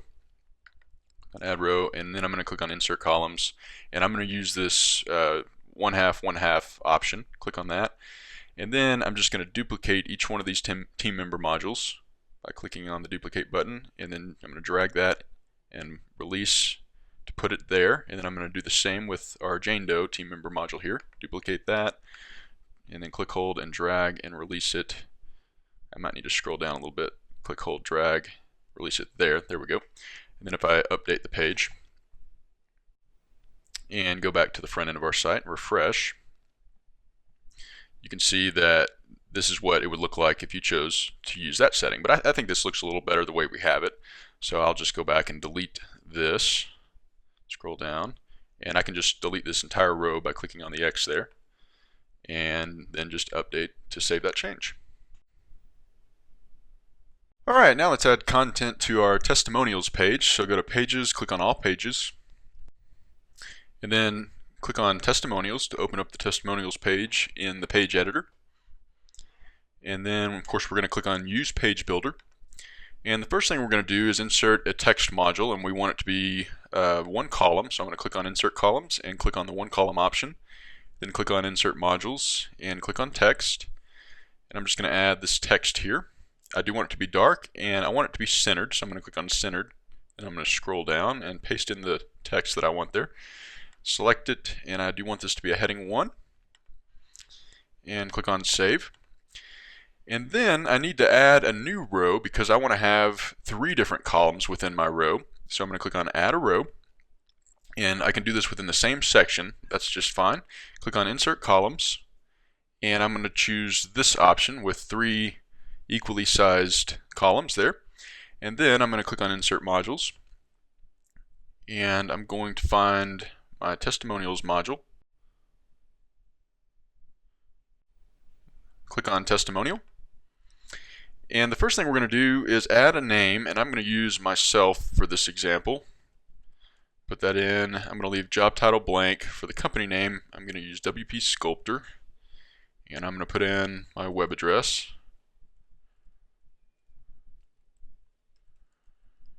Scroll down, and I'm going to leave URL opens in the same window. That's fine. You can experiment with that option. For the portrait image, click on Upload an Image, and I'm going to click on Upload Files, and click on Select Files, and I'm going to find the image that I want to use. It's going to be in my Testimonials folder there. And this is the same picture that I have on my YouTube channel. And I do want to point out this is a very, very small image. It's only 100 by 100 pixels. And usually I use larger images, but for the Testimonials module, I know that it displays the image in a very small way. So this is going to be just fine. So click on Set as Image. And again, don't worry about how it looks blurry there. It's not going to appear that way on the site because it's going to be much smaller than that. Then scroll down, and I do like to display the quote icon. I think that looks sharp. And I do want to use background color to yes. If you didn't want to have a background color and you just wanted it to be blank, you would just say no. I want to have a background color, and I'm just going to leave it to the default option, which is a light gray. And for the text color, and this is also going to be the same color as our quote icon, I like the dark look a little bit better. And I do want the text orientation to the left, and then I'm going to come down and I'm going to copy and paste the testimonial quote that I have here. Select that, copy, and paste that in. And then I'm going to click on Save. And then I'm going to update the page. And then let's view the front end of our site and click on our Testimonials menu there. And you see we have our text module here, which looks good. And then this is what the testimonial module looks like. We have our picture with the contents of the testimonial, the actual quote. This is the quote icon. You can see it's the darker text and the darker icon. And then my business title is actually a link to my website. I can click on that and be taken to my website there. Well, let's go back. And let's go back to the back end and add 2 more testimonial modules. So I'm going to click on, I'm actually just going to duplicate this, just like we did with our team member modules previously. Click on duplicate, and then I'm going to click, hold, and drag that in place there. And then I'm going to click on the edit icon and just change a few things. This will be John Doe, and it'll be John Doe and Associates. Will be the company name. I'm just going to leave job title blank. And I'm going to leave the URL blank, so just delete that. And I'm going to click on Upload an Image to replace this image. And since I already have the image I want to use added to my media library, I can just click on it. I don't have to upload it again. So I'm going to click on that, click on Set as Image, scroll down. I want all these settings to be the same, and then I want to change the testimonial. Copy and paste this in here. Click on Save, and then I'm going to duplicate to this testimonial module and click, hold, and drag and release that here in this column. Click on the edit icon, change this to Jane Doe, and change this to Jane Doe and Associates. Scroll down, and click on Upload an Image to replace this image, and then I'm going to use this one. Click on Set as Image. Then I'm going to scroll down, and all these settings are going to be the same, and I'm even going to leave this testimonial the same. Click on Save, and click on Update to save these changes. And now let's view the front end of our WordPress website, and click on Refresh. And you can see that we have all 3 of our testimonial modules in place. Alright, now let's add our photo galleries to our portfolio page. So let's go back to the back end of our WordPress website and click on Pages, All Pages. And we're going to click on Portfolio to open up that page in the page editor. And click on Use Page Builder. And the first thing we're going to do is add a text module, and we need 1 column, so click on Insert Columns, and then I'm going to click on the 1 column option. Click on Insert Modules, and we're going to click on Text. And I want the text to be dark, and I want it to be centered. So I'm going to change the text orientation there, and then scroll down. And I've got the content here. Photo galleries of our work is going to be the first line of text. I'm going to paste that in, select it, and choose heading 1. And then I'm going to click here, and then click on Enter on my keypad. And then paste in the second line of text that I want to include. Copy that, paste it in there, and then I'm going to select that, make that a heading 2 this time, so it's not quite as big, and then I'm going to click on Save. And then we need to insert our gallery module, and I also want this to be one column, so I want it to take up the full width of available space there, so I can use this same row. I'm going to click on Insert Module, and there are two types of galleries. Just go ahead and click on Gallery. Right here we have the layout. You have the slider layout and you have the grid layout. The first one we're going to use is the slider layout, and we'll be using both of these. Click on Slider, or leave it to Slider. And we need to add our gallery images, so click on Update Gallery. And since we don't have our images in our media library yet, click on Upload Files, click on Select Files, and we're going to find the images that we want in our gallery on our computer. And I've got them in a folder right here, Portfolio Gallery 1. And I'm going to click on this one and then press Shift on my keypad and hold Shift and click on this last one to select all of those and click on Open. And it's going to add all of those images by default to my photo gallery. Alright, and then click on Add to Gallery. And I just want to show you real quick how to, if you wanted to rearrange the order of these pictures, you could click, hold, and drag to rearrange them just like that. And you would let go, of course. I would let go right there to move that image. And you could hover over and press the X if you wanted to remove any of these images. Also, you could add captions to these images, and this doesn't really matter for using the slider layout. They won't show up, but using the grid layout, we'll get into that in a moment. And then click on Update Gallery. And the image number, this doesn't matter when we're using the slider layout. We'll just leave it to the default. Show title and caption, again, that doesn't matter for the slider layout. That will affect the grid layout though. Pagination, same thing, doesn't really matter. And I'm going to use light text, so I'm going to select that and I'll show you why in just a moment. And then all these other options we'll leave to the default and click on Save. And let's go ahead and update the page. Click on Update there. And then we'll view the front end of our website and click on Portfolio.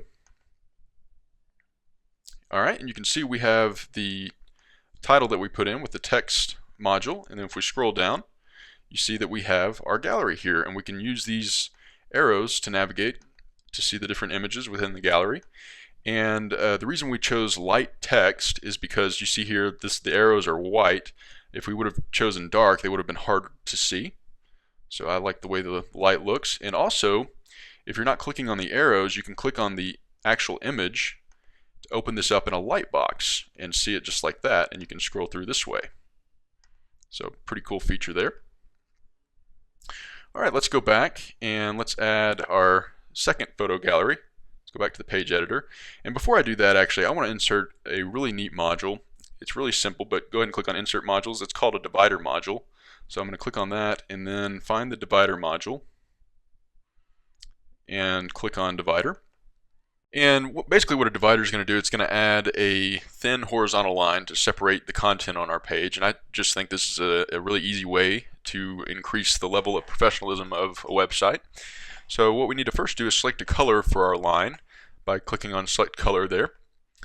And you have all these different color options you can choose from, and you can click, hold, and move your cursor around just like this and change the lightness and darkness here. I'm just going to click on the black option and move this up to a really light gray. That'll work. And then I'm going to click out in this white just to make sure that change takes effect. And then for visibility, we do want to show the divider so that the line actually shows up. So click on that and click on Show Divider.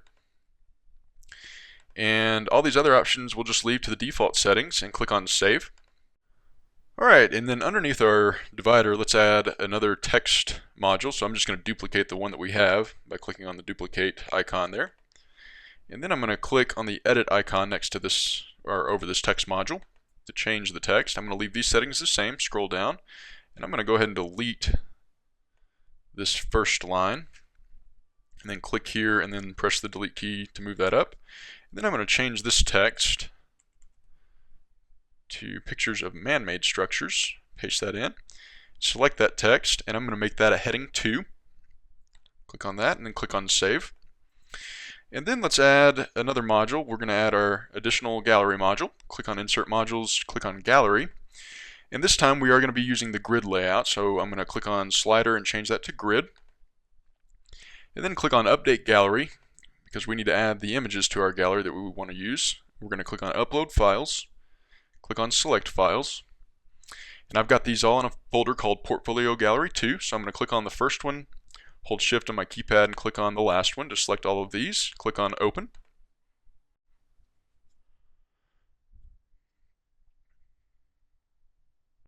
And then we're going to click on Add to Gallery. And for some reason, as you can see, we not only do we have the images that we just added to our gallery, we also have the images in our other gallery, and we don't want both of these sets of images contained within our grid layout gallery. So let's hover over each one of these images that we don't want, and we're going to click on X to delete it. So for this one, for all of these, I'm just going to click on the X. Alright, these are the 5 images that we want to use for the grid layout gallery.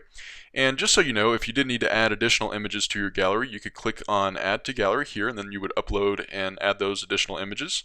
And also, if you wanted to use captions with the grid layout, you can. And this is where you would type in your captions for your images if you wanted those to display on the front end of your WordPress website. Alright, we're just going to leave it the way it is. And before I update this gallery, I just want to remind you to rearrange these images. You can click on the image, hold and drag and release to move those images like that. We'll just leave it the way it is. And then I'm going to click on Update Gallery. And for the images number, since we have 5 images and I want all of my images in the gallery to display on one page, this needs to be at least 5, so I'll just use 10. And I'm not going to show any titles and captions, so I'm just going to change this to no. If you did have captions that you wanted to display, you would leave that to yes.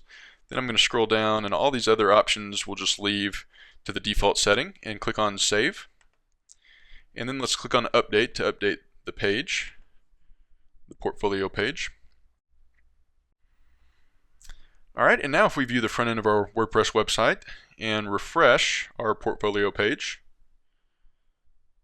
scroll down, you see that we have our original gallery in place. And here's what this divider looks like. And then we have our text module, our second text module, and we have our grid layout gallery. And when we click on these images, it also opens up in a light box, and we can use the arrows to scroll through just like this.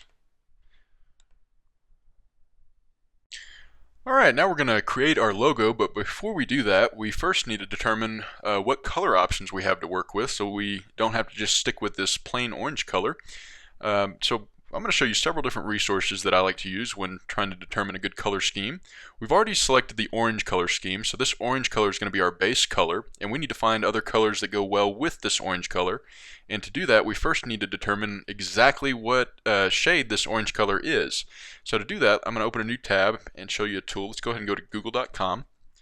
It's a tool called Colorzilla, so just search for Colorzilla. It should be the first option that pops up, colorzilla.com. Click on that. And click on Colorzilla for Firefox and Chrome. And you can download the version for Firefox and for Chrome here, and you would just click on Install Colorzilla and follow the instructions. And of course I am using the Firefox browser, but again it works for either the Firefox browser or the Chrome browser. And once you have that installed, we'll go back to the front end of our website. You can activate the Colorzilla tool by either clicking on this icon here, and also by going to Tools, Colorzilla, and clicking on Eyedropper. And that's going to activate the Eyedropper tool. And this is really cool because everywhere we move our cursor, it's going to tell us exactly what color our cursor is over. So in this case, we're just over a pure white. And if you look at the top center of my screen, you see the pound followed by 6 Fs in a row. Those 6 Fs represent what's called a hex code, and that hex code corresponds to the exact color that I'm hovering over. So in this case, pure white is 6 Fs, and if we move our cursor over this orange, which is what we really want to determine, you see that I have pound EDB059, and that is the hex code that corresponds to this orange color. So I'm going to click right there, and that's going to copy that hex code to my clipboard. And now I'm going to come over here and go to a different website, and that is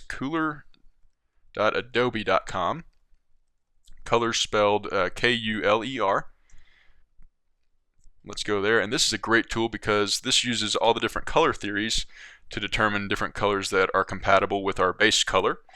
And let's come down, and in this center section I want to select this hex code that's already in place, delete it, and then paste in our hex code for the orange color and click on enter. And this is the exact orange shade that we have on our website. And if we scroll up, and under color rule, you have all these different options. For example, we can click on complementary, and we have all these different complementary colors that go well, and the hex code for each one of these right here. And you can just experiment with all these different shades, different color rule options. And we'll just leave it to complementary for now. Now, all the colors I'm going to use for this video tutorial, I'm going to get straight from this Adobe app, the color.adobe.com app. But I do want to show you another resource that I've used, and I still use today pretty frequently. And let's just open a new tab, and that is colorlovers.com, and color is spelled C-O-L-O-U-R. Let's go ahead and go there, and then go to Browse and click on Palettes.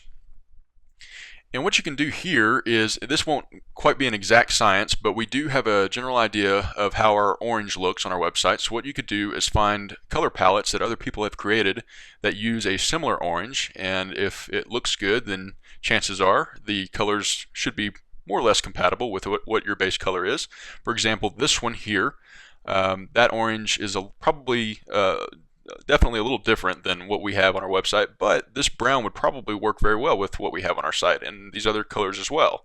So what you would do, you can scroll through, and there are tons and tons of palettes to browse through, but you could find one that you liked, and then you could just click on it, and that's going to open it up. And if you scroll down, you see the hex code for each of the different shades that go with the color. That would be right there. So this isn't going to be an exact science, but for those of you that love to be more creative, that's a good tool for you to use, colorlovers.com. But again, we're just going to use the color wheel at Adobe. So I'm going to exit out of this. Now, to create our logo, I'm going to use two different free online applications. Now, the first one I'm going to use is called Pixlr.com. And the reason I'm using Pixlr is because I need to create a blank canvas for my logo so that I can have a transparent background when we create the rest of the logo with the other application we'll be using. And you want a transparent background for your logo so that you can put it on your website, and the background will be exactly the same as your header, which in our case is going to be white. But if you wanted to change your header color and you had a white background for your logo, it wouldn't look good, and you would have to go back and recreate your logo with the different background color. So this is just going to save a lot of hassle and be more versatile and more professional in my opinion. And for some reason, the other application we'll be using, which is called PicMonkey.com, you either can't create a blank transparent background, or I just haven't been able to figure that out. So we're just going to do this first part with Pixlr real quick, and then we'll actually add our font and make an icon with PicMonkey. Alright, so I'm going to open up Pixlr in a different tab. We definitely want to keep the color wheel tab open because we're going to be using some of these colors here. I'll just use the Pixabay tab. So go ahead and go to Pixlr.com, Pixlr.com, and then scroll down, and underneath the Pixlr editor, click on Launch Web App. And then we're going to click on Create a New Image. And we need to specify the height and width, and you might need to do some trial and error to figure this out. I'm going to use 400 pixels wide by 50 pixels high, and you might want to err on the side of too large when you're creating your blank canvas with Pixlr, because we can always crop the image. We can always crop our logo when we create it with PicMonkey. So go ahead and set that and click on OK. And you can see here we have our canvas here, but it's not blank yet, it's still white. And to make this completely transparent, we need to come over here underneath layers, and next to background we need to double click on this lock icon, and then we need to click on this check mark to uncheck it. And when I do that, you can see that that white is no longer part of our canvas, and we have this checkered background, and this checkered background simply represents a transparent background. So the final thing we need to do is go to File and click on Save, and we're going to give this a name. We'll call it Mock Photography Canvas, and then the format has to be a PNG for this to save in as a transparent canvas. So we need to select PNG, and then click on OK. And we need to specify a place on our hard drive to save this, and I'm going to come over and go to my desktop and save it in my images folder. Click on save. Just make sure you save it somewhere you can find it. And then we're going to open up a new tab and go to picmonkey.com and click on edit. And then we need to find the file on our hard drive where we saved the canvas, the blank canvas we just created. Let's see, I've got it right here in my images folder. I'm going to open that up. And you see here we have our blank canvas. And now what we need to do is come over and click on this text icon here to activate the text tool. Alright, and then click on add text. And you can see we have this really small text box that we created. We can click, hold, and drag to move this over to the left side of our canvas. And then I can click and use these points on the corners to click, hold, and drag to expand the text box. We'll just leave it like that for now. And then I can double click inside the text box to actually add text. And right now I'm just going to add the word mock, because our logo is going to say mock photography. And then what I need to do is select the text by selecting it like that, click, holding, and dragging to select it. And I'm going to come over here to the left and find a font that I want to use called Marcel Script. And it's just going to be right here, so I'm just going to click on that. And that's going to change the font here. And now I need to come over here and change the font size. And I'm going to select where it says 26, which is the default, and change that to 45. And click on, or hit enter on my keypad. Alright, and now I'm going to click out in this gray area to get out of all these options, and then come back over and click on the mock word that we just created. And now I can use the arrows on my keypad to position the text. I'll just position it a little bit lower there. That looks pretty good. Now, to change the color of this, I first need to find a good color that I want to use, and I'm going to go back to my color wheel. And I'm going to make sure that my complementary color rule is selected. And I really like this darker blue color. So what I'm going to do is I'm going to come down and copy the hex code. And you want to make sure you get all 6 digits. So I'm just going to copy that and come back to the PicMonkey editor. And make sure this is selected. Make sure that the text box is selected, and you'll have this text editing option here. I'm going to come over and select the 6 zeros there and paste in my 6-digit hex code and press enter on my keypad, and that's going to change that to the blue that I want. Alright, the next thing I'm going to do is click inside the text box again and click again so it's not selected to bring up where we can type again, and then I'm going to type in a space and then type in photography. Okay, and then now clearly we need to resize our text box, so I'm going to click in this gray area. And then I'm going to re-click on our text box so that we bring up these 4 points. And then I can click, hold, and drag there. And then I can click on the side. Actually, this is what I want to do to expand that, just like that. And we want it expanded a little further. There we go. And for some reason, the font size has changed. I think when we expanded it, it changed that. But now that we have it positioned the way we want it, let's change the size back to 45. And press enter. There we go. And I'm going to click in this gray area to get out of all those options, and then click here and use my arrows on my keypad to bring this text to the far right so that we have room to add our icon. And make sure that you're not cutting off any text on the bottom. That would cut off on the bottom, and you want to make sure you're not cutting off any text on the top. So we'll position it pretty centered there. Looks pretty good. And now I need to change the color of photography to my base orange color. So I'm going to click in the text box, double click in the text box, and that's going to select all of it. And then I need to click at the end of photography, and then click, hold, and drag to select photography. And then I'm going to go back to my color wheel. And this is my base color. It's always going to be, no matter what color rule I'm using, it's always going to be the centered color. So I'm going to copy that and come back to PicMonkey, and with this photography word selected, I'm going to change the hex code by selecting the current hex code and then pasting in the new one and pressing enter on my keypad. And that's going to change it just like that. And if we click here in the gray area, we get a good view of what our logo looks like. And I realize that it's difficult to read right now with the checkered background, but when we put it on our website and it takes on the background color of our header, it's going to look great. Now to add our icon, we need to come over to the left here and click on this butterfly icon. And that's going to pull up our overlay options. And then come here to the top and choose geometric by clicking on geometric. And then we're going to select the circular option, click on that. And over here, this is where our circle is currently. We need to click, hold, and drag to move this on top of our canvas. And we'll release that there. And then I'm going to use these arrows on the corners to resize our circle and get it about the same height as our lettering there. And once you have that, we're going to come over to color 1. And for color 1, this is going to be our circle border. And I'm going to click on this. And since I've already got my orange color copied, I can paste that in. It's going to be the 6-digit hex code. And press enter on your keypad. And that's going to change the border of the color. It might be difficult for you to see there. But now for color 2, we're going to click on that. And we're going to select transparent because we want our background for the circle to be transparent. We just want to have the orange border.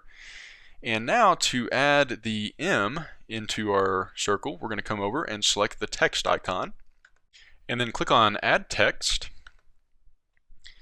And that's going to create a new text box, and we need to click, hold, and drag and release this over our circle there. And then double click within the text box and we're going to type in a capital M. Then I'm going to click outside in this gray area, and then I'm going to re-click on the text box right over that little tiny M. And unfortunately it just selected the circular overlay because the M is so small, so I need to try it again. Click here in the gray and then I'll click on the M, and that time it got the text because it pulls up this text box. And we're going to change the font, and I'm going to use the font size of 34. I'm just going to type in 34, press enter, and then I'm going to come over here and choose the Marcel script font, click on that. And I also need to change this color of the M back to the blue, so I'm going to go back to my color wheel and choose the complementary color rule and copy this hex code for the blue color. Come back to PicMonkey and select the 6 zeros and paste in my hex code, press enter on my keypad. And then I can click in this gray area. And now clearly I need to reposition the text, so I'm going to click on the M again and use the arrows on my keypad to reposition that. And I need to resize the text box by clicking on the M and using this vertical line here. Click, hold, and drag and expand that so it encapsulates the full M. There we go, that looks good. And then I can use the arrows on my keypad to position the M exactly where I want it, and that looks pretty good. And it looks like I do need to lower my mock photography lettering, so I'm going to click on that and it's going to select that text box. I'm just going to lower that just a little bit. We don't want to cut anything off. That looks pretty good, so I can click in this gray, get out of that. Alright, so this is just the way I want my logo to look on my actual website, but if you did have a situation where you did need to crop the logo, if you had too much dead space on any of the sides, what you would do is use the crop tool, come over here to the left and click on the crop tool, and then we're going to click on crop. So that was the crop icon, then you actually click on crop, and that's going to pull up the crop box, and you can click, hold, and drag to position it. So if I needed to crop off from the H over, what I could do is click, hold, and drag and position this just like that, and then I could come over and click on apply, and that would take that part of the image out. And of course I don't want to do that, so I'm going to come over and click on this undo button. And then the last thing we need to do is click on save. And you definitely want to make sure that you have the PNG file type selected here, and just give it a name. We'll call it mock photography logo, and click on save to my computer and specify a folder. We're going to put it in my images folder, and I'm just going to click on save. Alright, now that we have our logo saved to our computer, it's time to upload it to our website. So let's go back to the back end of our WordPress website. go to Appearance and click on Divi Theme Options, and then make sure you're under this General Settings tab, and then right here where it says Logo, click on Upload Image, and then click on Select Files, and then find where you saved your logo on your computer. My photography logo right here, click on Open. Then scroll down, and you do want to make sure that you select full size and click on Use for Logo. And then I do want to point out that by default, fixed navigation bar, this is enabled. We're going to come back to this in a moment, but just be aware of that. And then we're going to scroll down all the way to the bottom and make sure you save the change. Click on that. And now if we go back to the front end of our website and refresh the page, you'll notice the logo here is now showing our actual logo. When we scroll up, we get the full size of the logo. It's a larger size. And when we scroll down, because we have the fixed navigation bar enabled, the logo shrinks a little bit, but our navigation bar still remains. Now, let's go back to the back end. And I'm going to scroll back up here, and I want to show you if we click on this is enabled to disable the fixed navigation bar, and then scroll down and save that change. And then refresh our front end. Notice that our logo is a little bit bigger, and when we scroll, the navigation bar does not remain fixed. And so if you didn't want the fixed navigation bar and you have a larger logo and you don't want it to be resized, that is made smaller, then you could choose to disable the fixed navigation bar. But if you do want the fixed navigation bar, just be aware that if you do have a larger logo, it's automatically going to be resized to fit within the header. And I do want to enable the fixed navigation bar, so I'm going to go back to my Divi theme options and scroll up to the top here. And I'm going to click on where it says this is disabled underneath the fixed navigation bar. I'm going to click on that to re-enable it, scroll down to the bottom, and save that change. And then come to the front end of my website and refresh the page. Alright, now let's talk about using a blog. A blog is a very useful and optional tool that you can use to communicate with your followers. And basically a blog page will display excerpts from your most recent blog posts at the top. So every time you create a new blog post, it will automatically show up at the top of whatever page you designate to be your blog page. Now, we went over how to specify which page you want to be your blog page earlier in the video, but just to reiterate, let's go back to the back end, and we're going to scroll up here, and on the left sidebar, you're going to go to Settings and click on Reading. And if you wanted your front page, which would be when the page that displays on your website whenever someone types in your actual domain name, if you wanted that page to be your blog page, you would just select here, your front page displays your latest posts.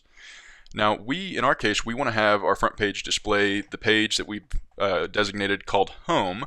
So we chose to display a static page, and since we already created the page called Home, even though we haven't added content to it, we were able to specify earlier in the video that we wanted the front page to display this home page. And if you click here, all of the pages you've created will show up, just so you know, and we did want to choose to show the home page. And for the posts page, this is where we selected the page we created called Blog. We want that page to show our latest posts, so we selected it there. Now, if you did not want a blog, you would choose your home page like you normally would here by selecting front page display as a static page, and then next to posts page you could just leave it on this select option. But we do want to use a blog, so I'm going to leave it checked to blog. And then of course you want to make sure you save changes if you do make any changes. Now if we go back to the front end of our WordPress website and click on our blog page, you'll notice that it is displaying an excerpt from our most recent post, which happens to be the sample blog post that comes with a WordPress installation. And also notice that on the right we have what's called a sidebar, and it is populated with what are called widgets. And widgets are very helpful, and we're going to go over widgets and widget areas here in a moment. But just notice that we have the excerpt from our blog post here on our blog page, and when we click on the title of this blog post, we get taken to the actual posts page, okay, where you can leave comments, and it would show the full contents of the post if the post was longer than the excerpt. But let's go back to the back end, and we're going to delete the sample blog post by going to Posts, click on all posts, and then just like we deleted a page, you would hover over the title here and click on trash. And this won't delete it permanently, it's just going to take it off the front end of our website and move it to the trash folder. So you could click on the trash folder here, hover over it and restore or delete permanently, but we are just going to leave it in the trash folder for now. And then to create a new blog post, we can go to posts and click on add new, or we can click on add new here. And unlike with pages, we don't have access to the page builder, so we're going to be using the default visual editor that comes standard with WordPress, which is what you see here. And just a reminder, you want to make sure that you have the toolbar toggled so you have access to these additional formatting options. Now let's go ahead and give our blog post a title, and we're going to call this one Welcome to Our New Blog.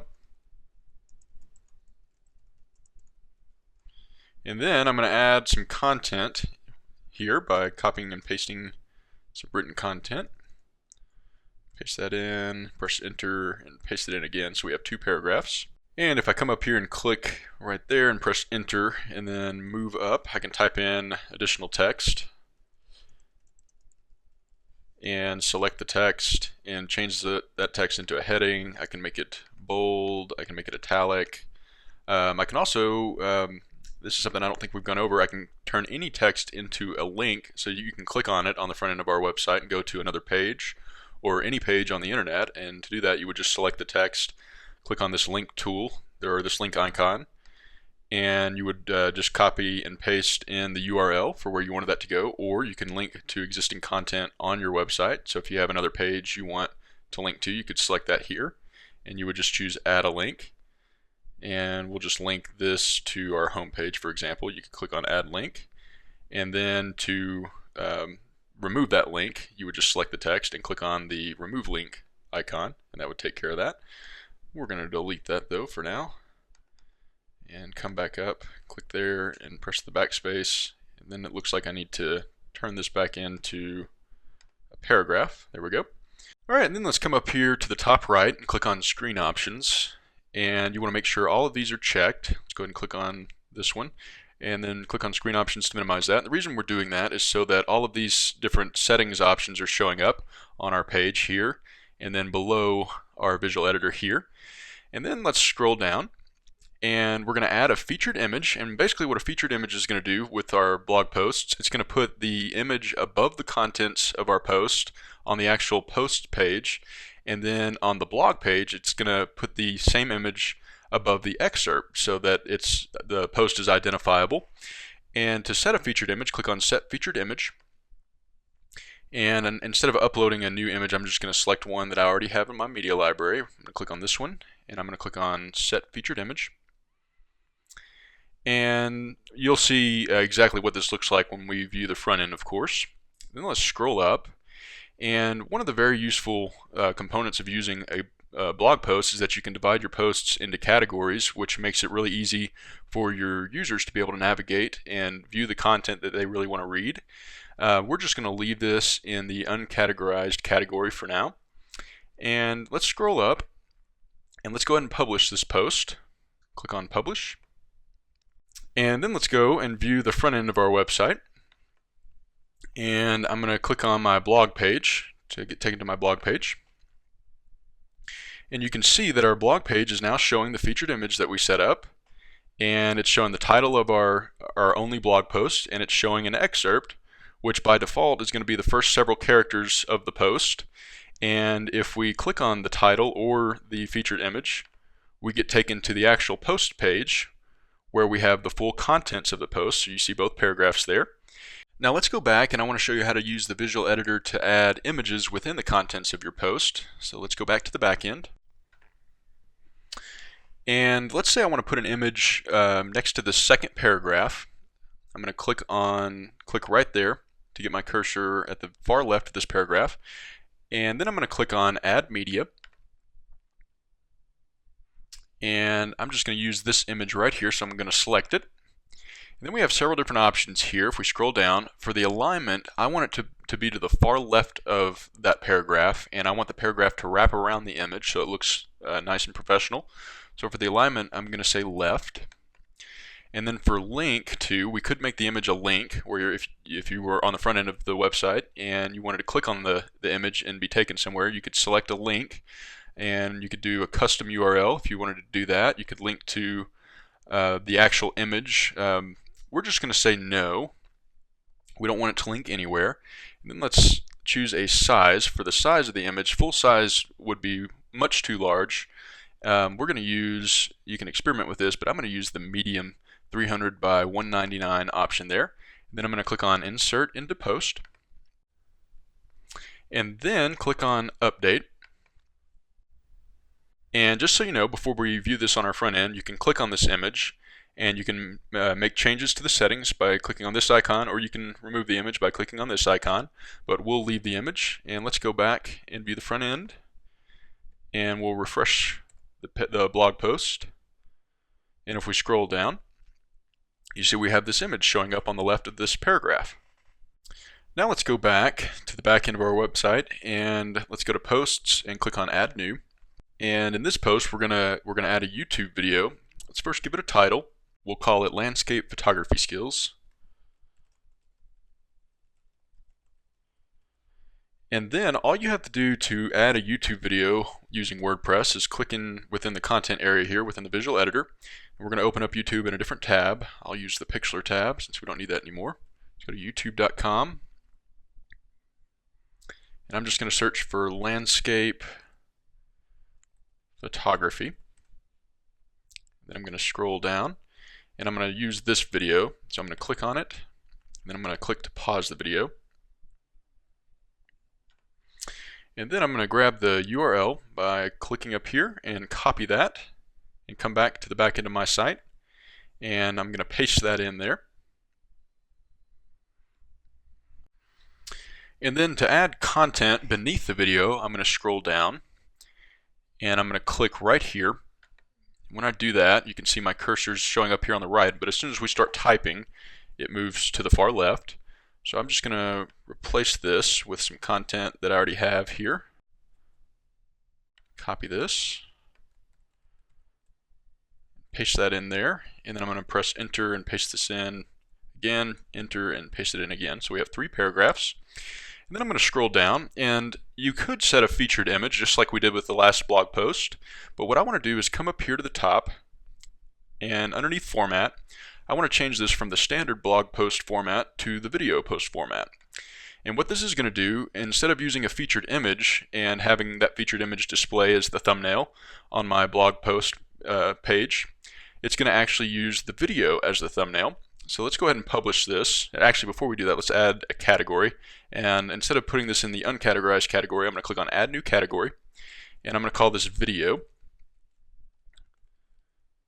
And then click on Add New Category. And now let's click on Publish to publish this post.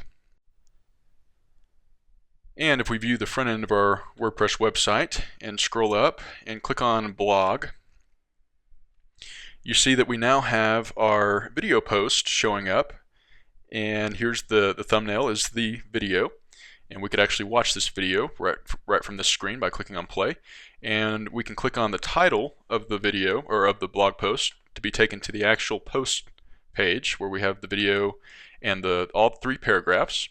And if we go back to our blog page, I do want to point out that this is showing up above our other blog post because this is the most recent post. And I do want to point out that if you do want to add a video to a normal page and you're using the page builder, all you would do is use a text module, and then you would copy and paste the URL of the video into the content area of the text module. Now let's go back to the back end and add our third post. We'll go back to the back end here and click on Posts and click on Add New. Then we'll give it a title, and I'll call it Pixabay Outstanding High Quality Free Stock Photos. And then we're going to come down, and in the content section, I'm going to type in checkout pixabay.com. And then I'm going to select pixabay.com. And I'm going to make this a link by clicking on the link icon. And I want this to link directly to pixabay.com, so I'm going to open up this YouTube page here, and I'm going to go to Pixabay, and then I'm just going to copy the link, come back in and paste that in, and make sure that http:// is not in there twice. Click on add link, and then we'll add a period. And this is a good point. If you don't want the period to be part of the link, then you can select just the period like that and click on the unlink, the remove link icon. There we go. Then I'm going to press enter and paste in a couple of paragraphs here. Copy this, paste that in, press enter, and paste it in 2 more times. There we go. And then instead of using the standard post format and adding a featured image, what I'm going to do is use what's called the link post format. So I'm going to click on that. And when we do that, you notice we have this option to use a background color now. And when we're using the link format, what that's going to do is include the link and the title of your post inside a little box. And you can make that box whatever color you want. And let's go to our color wheel. And I'm going to click on the compound color rule. And I want to use this teal color here for the background color of my box. So I'm going to scroll down and copy this hex code. Make sure you get all 6 digits, copy that, come back to the back end, and I'm going to click on use background color and select color, and then I'm going to remove the 6 digits that are already there, and it's okay to leave the pound symbol. Then I'm going to paste in my 6-digit hex code, and I'm going to leave the text color on light and scroll down and publish the page. And now if I view the front end of my WordPress website and go back to my blog, you'll see that instead of having an excerpt with the link post format, we have the title of our post here and the link right here. And if we click on the link, that's going to take us directly to Pixabay. If we go back and if we click on the title of the post, that would take us to the actual post. And this is what the post would look like. We have the first line with our link here, and then we could also click on the link here to be taken to Pixabay, and then we have the other 3 paragraphs. And I do need to go back and add a category for this blog post. Let's go back to the post page editor, and scroll down. And we're going to uncheck uncategorize because I don't want it to be in that category. And by the way, you can use multiple categories for your posts if you wanted to do that. But for this one, we're going to click on add new category, and we're going to call this category resources. And then scroll down and click on add new category. And then we're going to update. And if we viewed this post page on the front end, and you can see there the uncategorized category right there. If we refresh, that will change to resources. All right, now we'll go over blog comment settings. And basically, if you do have a blog, you have the option to allow comments on your blog posts. And by default, if we scroll down here, this is the actual posts page for our Pixabay blog post.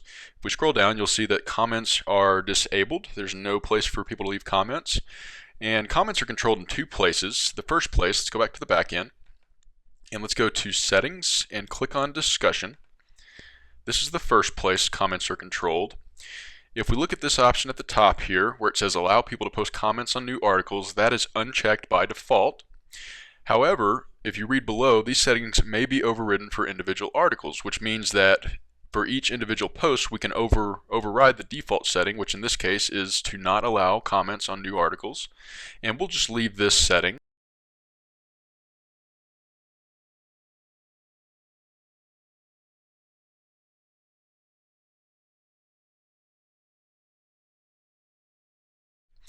And scroll down, and before a comment appears, the section that says the comment author must have a previously approved comment is not checked. I recommend going ahead and checking this because this is going to help prevent spam comments. So let's go ahead and scroll down and save that change. Click on Save Changes. And now, if we did enable comments on individual blog posts, the user would have to have a previously approved comment. So to approve your comments, they would show up in this section. You can click here. Click on comments, and they would show up here, and you could hover over them and you could either approve or deny them. Now let's go back and let's open up the first post that we created by going to posts, click on all posts, and click on welcome to our new blog to open up that post in the post editor. And go to screen options, and you should have all these checked, but you want to make sure that you have the discussion and the comments options checked. We'll click there to minimize that and scroll down.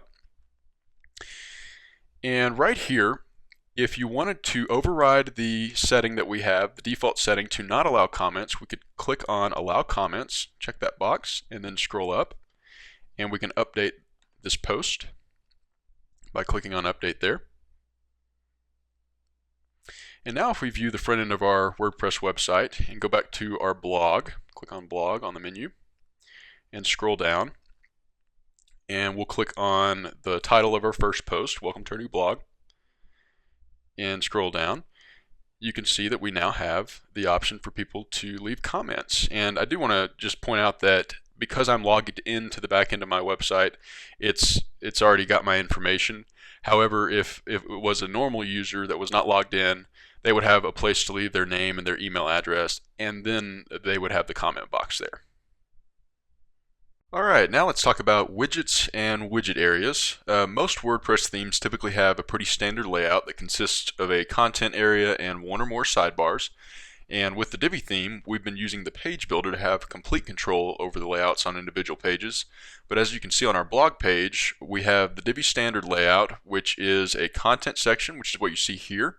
And then we have a sidebar section, which is what you see here. And this sidebar section can also be referred to as a widget area, and it's populated with the search widget, the recent posts widget, and then we've got 4 other widgets by default. And basically widgets allow you to add additional functionality to your website to increase usability. And just as an example, the categories widget, which you see right here, uses our different blog categories that we've created when we created our blog posts, and this makes it a lot easier for your users to navigate the content of your blog. Of course, you do have complete control over what widgets are used within your widget areas, so let's go back to the back end, and let's go to Appearance and click on Widgets. And this is going to show us all of our available widget areas and our available widgets. On the right side of the screen, we have all of our available widget areas. And you can see right away we have the sidebar widget area populated with the 6 default widgets. And on the left side of the screen, we have all of our available widgets to choose from. And we're not going to go over all of these, but I do want to show you how to use widgets. Now, make sure that next to sidebar, you click on this arrow here. And this is going to drop down and show you all of the widgets and allow you to populate this with additional widgets. So to remove a widget, all you would do is click, hold, and drag and move the widget back over to the available widgets section and release, and that's going to get rid of it. So we'll do that with all of these. Click, hold, and drag and release. Just like that. And now our sidebar widget area is blank. And just to show you, let's go back to the front end of our site, and if I refresh the page here, you can see that we don't have any widgets in our sidebar. So let's go back, and I'm going to add in 3 widgets to the sidebar widget area. I'm going to add a categories widget by click, holding, and dragging that in here, and that's going to give me some additional options. We'll just stick with the default, so I can click on this arrow to minimize those options. And then under the categories widget, I'm going to add a recent posts widget right here. Click, hold, and drag that up and release that, and then click on this arrow to minimize those options. We'll stick with the default there as well. And then I'm going to add a search widget. So I'll click, hold, and drag and move that widget up here, and again click on the arrow to minimize that. And you can rearrange these in whatever order you wish by click, holding, and dragging and releasing them just like that, but we'll keep it the way we had it. And all of these changes actually save by default too, by the way. Now let's view the front end and refresh the page. And you'll see that we have the 3 widgets that we've added in the particular order that we added them in. And now let's go back, and you probably noticed that we have 4 different footer widget areas. So we're going to populate each of these footer areas with their own widget. And for the first one, first 3 actually, I'm just going to use the same widgets that we used in the sidebar. I'll add a category widget to footer area 1. Click, hold, and drag that in place, and then click there to minimize that, and then I'll click here to open up the footer area 2. Click on that arrow there, and for footer area 2 I'm going to add a recent posts widget. Click, hold, and drag that in, and then for footer area 3, click on the arrow and add a search widget. Scroll down and grab my search widget, drag that in, release. And then for footer area 4, I'm going to click on this arrow to open that up, and scroll down, and I'm going to use an Elegant Themes About Me widget. Oh, and by the way, that's a good point. You can click on these, and that would bring up the option to assign it to a specific widget area if you didn't want to drag and drop. So I could click on the Elegant Themes About Me widget like that, and I want it to be in my footer area number 4, so I can click on that, and then click on Add Widget, and it automatically adds that. Now with the Elegant Themes About Me widget, it's going to have a title and some text and then an image, and to add the image, we need to get the URL of the image. So to do that, let's go back. What we're going to do is go to our media library, so come over to the left and click on Media. You can just click on the Media tab right there. And if you wanted to add a new image, you could just click on this Add New and upload the image like we've been doing. Now, in this case, I'm going to use an image we already have uploaded to our library, which is this picture right here. So I'm just going to click on that picture, and that's going to open it up. And the URL is right here. So I'm just going to copy this entire URL, and I'm going to go back to my widget section and open up my footer area number 4, and then open up the Elegant Themes About Me widget, and I'm just going to paste in that URL for the image right there. And for the title, I'm going to change this to Mock Photography, and then for the text, I'm just going to say, "We can't wait to work with you on your next project."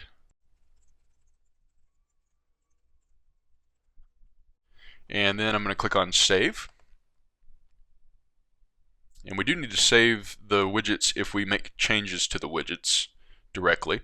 So now if I view the front end of my website and refresh the page, when I scroll down, you'll see that our footer is now populated with the different widgets that we assigned. We've got our About widget, our Elegant Themes About widget here, and then the other 3 right here. And the last thing I want to do related to widgets is show you how to use widgets on your pages if you're using the page builder. So what you would do is go back to the back end and make sure you're in the widget section by going to Appearance Widgets, and you would create a new widget area. So we'll just call this Custom Widget Area and click on Create. And then it says that you can create more areas, and once you finish, update the page to see all the areas. So I'm just going to refresh this page here in my browser. Alright, and now you can see that we have this new custom widget area, and I can click on the arrow to open that up, and I'm going to add a categories widget to that custom widget area, and that'll save by default. Now let's say I want to add this custom widget area with the categories widget to my About page. So what I would do is open up my About page, go to Pages, All Pages, click on About Us to open that up in the page editor. Then I'm going to scroll down and I'm going to click on Add Row, and then I'm going to click on Insert Columns. And I'm going to use this option right here, and I'm going to put a text module in the larger column, and then I'm going to put my custom widget area in the smaller column. So I'm going to click on this and click on Insert Modules here, and I'll just use a text module, and I'll just scroll down and type in, this is the content section, and save that. And then click on Insert Modules here, and to use a custom widget area with the page builder, scroll down and find the sidebar module. Click on Sidebar, and then you do need to choose the orientation, and this, of course, our sidebar is going to be on the right side of the page. So we're going to select that, and then next to widget area you have all the options, all the available widget areas, and since we did create the custom widget area specifically for this purpose, I'm going to select that, and I'll leave the text color dark. I'm going to click on Save. And then let's update the page. Click on Update there. And then let's view the front end of our WordPress website and click on About Us in the menu. And we'll scroll down, and underneath our team member modules we have this content section with the text module that we added, and then we have our widget area that we added with the sidebar module. And of course I'm not going to keep these 2 modules on my About page, so I'm going to go back to the back end and scroll down and just delete this entire row. Click on Update there. Alright, the time has finally come to add content to our home page. So let's go ahead and open up our home page by going to Pages, click on All Pages, and then click on Home. And of course we do want to switch to the Page Builder, so click on Use Page Builder. Now the first thing I want to do is create a full width slideshow that will span the full width of my screen, and by default we have a normal section here which is contained within this blue box.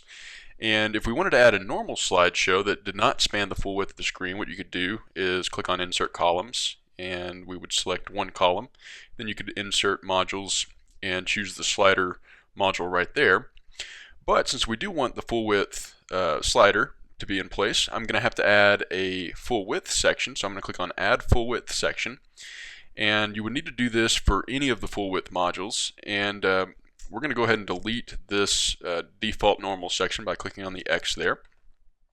Now to insert the full width slideshow module, click on Insert Modules, and we're going to choose the full width slider. Click on that, and then we have these basic settings that we need to set up. I am going to enable the arrows. I'm also going to enable the slider controls, so I'll leave those the way they are. For automatic animation, that's disabled by default. I'm going to enable that. And when we enable that, we have the option to set the animation speed, and what this will do is the slides will just automatically rotate, and I want the time between each rotation to be 3 seconds, so I'm going to enter that as 3,000 milliseconds. It's very important for you to use milliseconds when you're doing this. If you just put 3 and save that, your slideshow would rotate what would seem to be 100 miles per hour. And that's a common mistake, I'm sure, so just be sure and use the milliseconds. And then we're going to scroll down and we're going to keep Don't Use Parallax Effect in place. We're going to go over the Parallax Effect a little bit later as we create the rest of our home page. So we'll leave that. And then we need to scroll up to the top and add our first slide by clicking on Add New Slide. And the first thing we're going to do here is add our slide image, and this is going to be the background image. And a couple things I want to point out before we upload our background slide image. If you would rather use a background color, you could do so by clicking on Select Color, and then you could paste in a hex code, or you could choose whatever color you want, like we've been doing. And then also be aware that the slide image is quite different than the background image. The background image is going to be the image that covers your entire slide, and we're going to go over both of these so you'll see the difference. But let's go ahead and click on Upload an Image next to Background Image. And we're going to use this image right here. We've already got it added to our media library. I'm going to click on that and click on Set as Background. And I do want to point out, it's very important to use the large images that we talked about earlier when we downloaded our images from Pixabay, because in the case of having a slideshow, your images are going to be very large, and if you use smaller images, they're going to be scaled up, causing them to lose quality. And also, you need to be aware that your images on the slideshow are going to be cropped a little bit at the top and a little bit at the bottom, because they're going to be displayed on the front end of our site in a much more rectangular way. So just be aware of that when you choose the images that you want to add to your slideshow. Now let's scroll up to the top, and next to heading, this is an optional setting. If you want to have text on your slide, this is where you would add the heading. And for this one, for this slide, we're going to say Welcome to our site. And if you want to have a button on your slide with a clickable link to another web page, you can do that by choosing your button text here, and then you would copy and paste in the URL for the destination of that button, and you would put that here. So we'll do that with this first slide, and we'll use the button text View Our Portfolio. And then what I'm going to do is come up to the front end of my site, click on my portfolio page, or click on that in the menu, and I'm going to copy the URL for my portfolio page and come back in and paste that next to button URL. And then if you want to add additional text to your slide, you can scroll down to the bottom and add that in the content section here. So I'm going to copy and paste some text in that I want to add to my slide. Just paste that in, and then I'm going to scroll up, and I am going to select the background color and clear this so it takes the default, since we are using this background image. And then I'm going to click on Save, And now we can add our second slide, but just so you know, if you do need to edit this slide at all, you can delete it by clicking on the X, or you can click on the edit button here to be taken back to these same settings. Now for our other two slides, we're just going to use background images and not have any buttons or text on the slides. So we're going to click on Add New Slide, and then I'm going to scroll down, and next to background image, I'm going to click on Upload an Image. And for this slide, I'm going to choose this image right here. By the way, if you don't have your image added to your media library already, you would just click on Upload Files here, and then you would select the file on your computer and do it that way. But we do have the images in our media library. So I'm going to click this image to select it, and then click on Set as Background. And then all I have to do is click on Save, since we're not changing any of these other settings. And then I'll click on Add New Slide once more. And next to background image, click on Upload an Image, and I'll be using this image for my third slide. I'll select that, click on Set as Background, and click on Save, and click on Save again to save the module. And then now we can update our home page, and now we can view the front end of our WordPress website and click on Home in the menu, and now you see we have our full width slideshow. And as long as my cursor is not over that slideshow, it will transition between slides every 3 seconds. But if I hover over a slide, it will remain paused on that slide, and this is for usability. And also notice that the text is very difficult to read here. And that's because it's white text on a white background on this part of the image. And I'm going to show you a couple of things you can do to fix that. Let's go back to our page editor and click on the Edit button for the full width slider module, and then I'm going to click on the Edit button for the first slide that we have that contains text, and scroll down. The first thing you can do to experiment is come down and change the text color from light to dark, and you could save that and see if that was something that you wanted to go with. Sometimes different background images require different text coloring. And then what we're going to actually do, if we come up and upload an image next to slide image, click on Upload an Image, and I'm going to select this image right here and click on Set as Slide Image, and click on Save, and we'll save the module and we'll update the page. Then we'll come back and view the front end, and we'll refresh the page. Now notice that our text has scooted over to the far right, and it's much easier to read now, and we have this image here covering our background image. Well, that's great, but in a lot of cases, and especially in this case, I don't want to have an image right here covering my main background image. So this is a pretty cool trick you can do. Let's go back to the page editor. When we created our logo, we first created a blank PNG canvas image with Pixlr, and we can use that image as our slide image. And we'll click on the Edit button next to the full width module, click on the Edit button next to the slide, and then we'll scroll down, and next to slide image we'll click on Upload an Image, and I'm going to click on Upload Files, click on Select Files, and I'm just going to use the mock photography canvas PNG file that we created again with Pixlr. Click on Open, and click on Set as Slide Image, and let's save that, and then we'll save the module and update the page. And let's view the front end of our WordPress website and refresh. Now you notice that we don't have any visible image, even though it is a blank image covering right here, and we have our text to the right. And I do want to point out, of course, the arrows work quite well. You can click on the arrows to navigate the slides manually. And down below we have these little buttons indicating which slide we're on. And if we come back and look at the first slide, I want to point out that when you hover over View Our Portfolio, it becomes a clickable link, and when we click on that, it's going to take us directly to our portfolio page. Alright, the next thing we're going to do is add 3 what are called blurb modules underneath our homepage slideshow. So to do that, let's go back to our homepage page editor, and I'm going to need to create a new section because these are not going to be full width modules. I'm going to click on Add Section, and then I'm going to click on Insert Columns, and because I want 3 evenly spaced blurb modules, I'm going to click on this option in the top right. Now, blur modules are probably my favorite modules to use. I just think they're great for displaying small amounts of information in a very professional and aesthetically pleasing way. With the Divi theme, you get access to over 300 high-quality icons to use within your blur modules, and they look fantastic.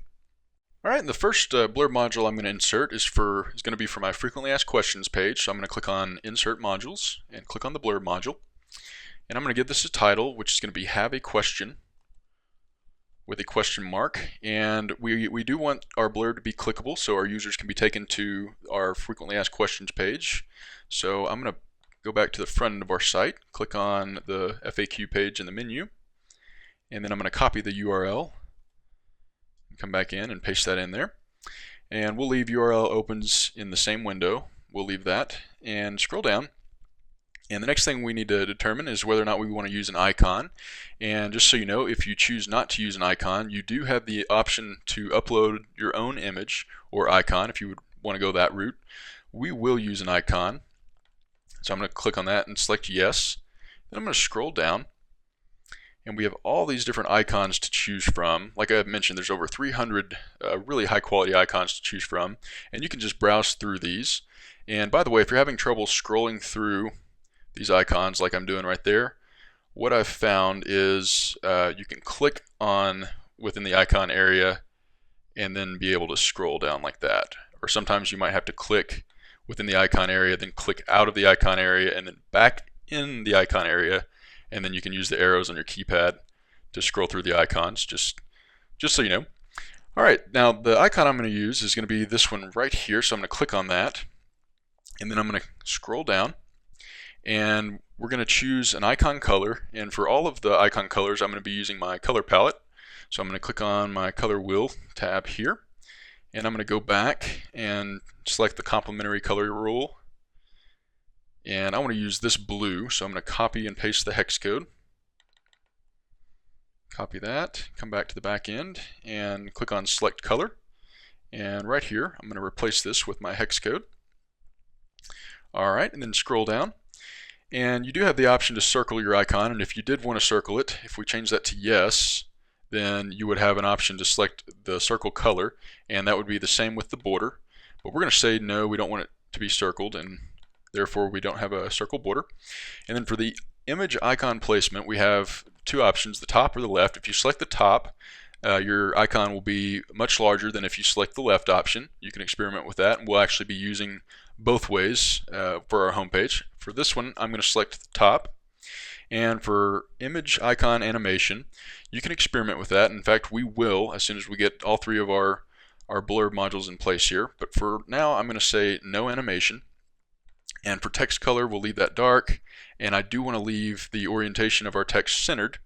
And then down here in the content section, I'm going to paste in some content that I have. I'm just going to select this, copy and paste this in there. And then I'm going to select Frequently Asked Questions page.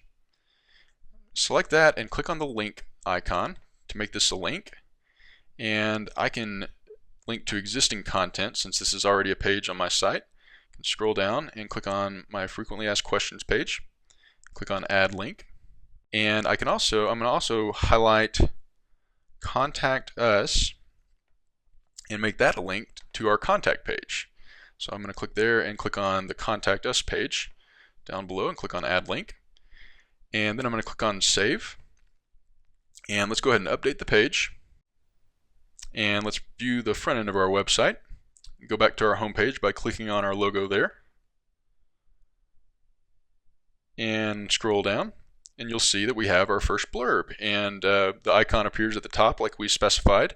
And if I click on either the icon or the title of the blurb, I get taken to the Frequently Asked Questions page. And let's go back to the home page real quick. I just want to point out something I just thought about. And scroll down.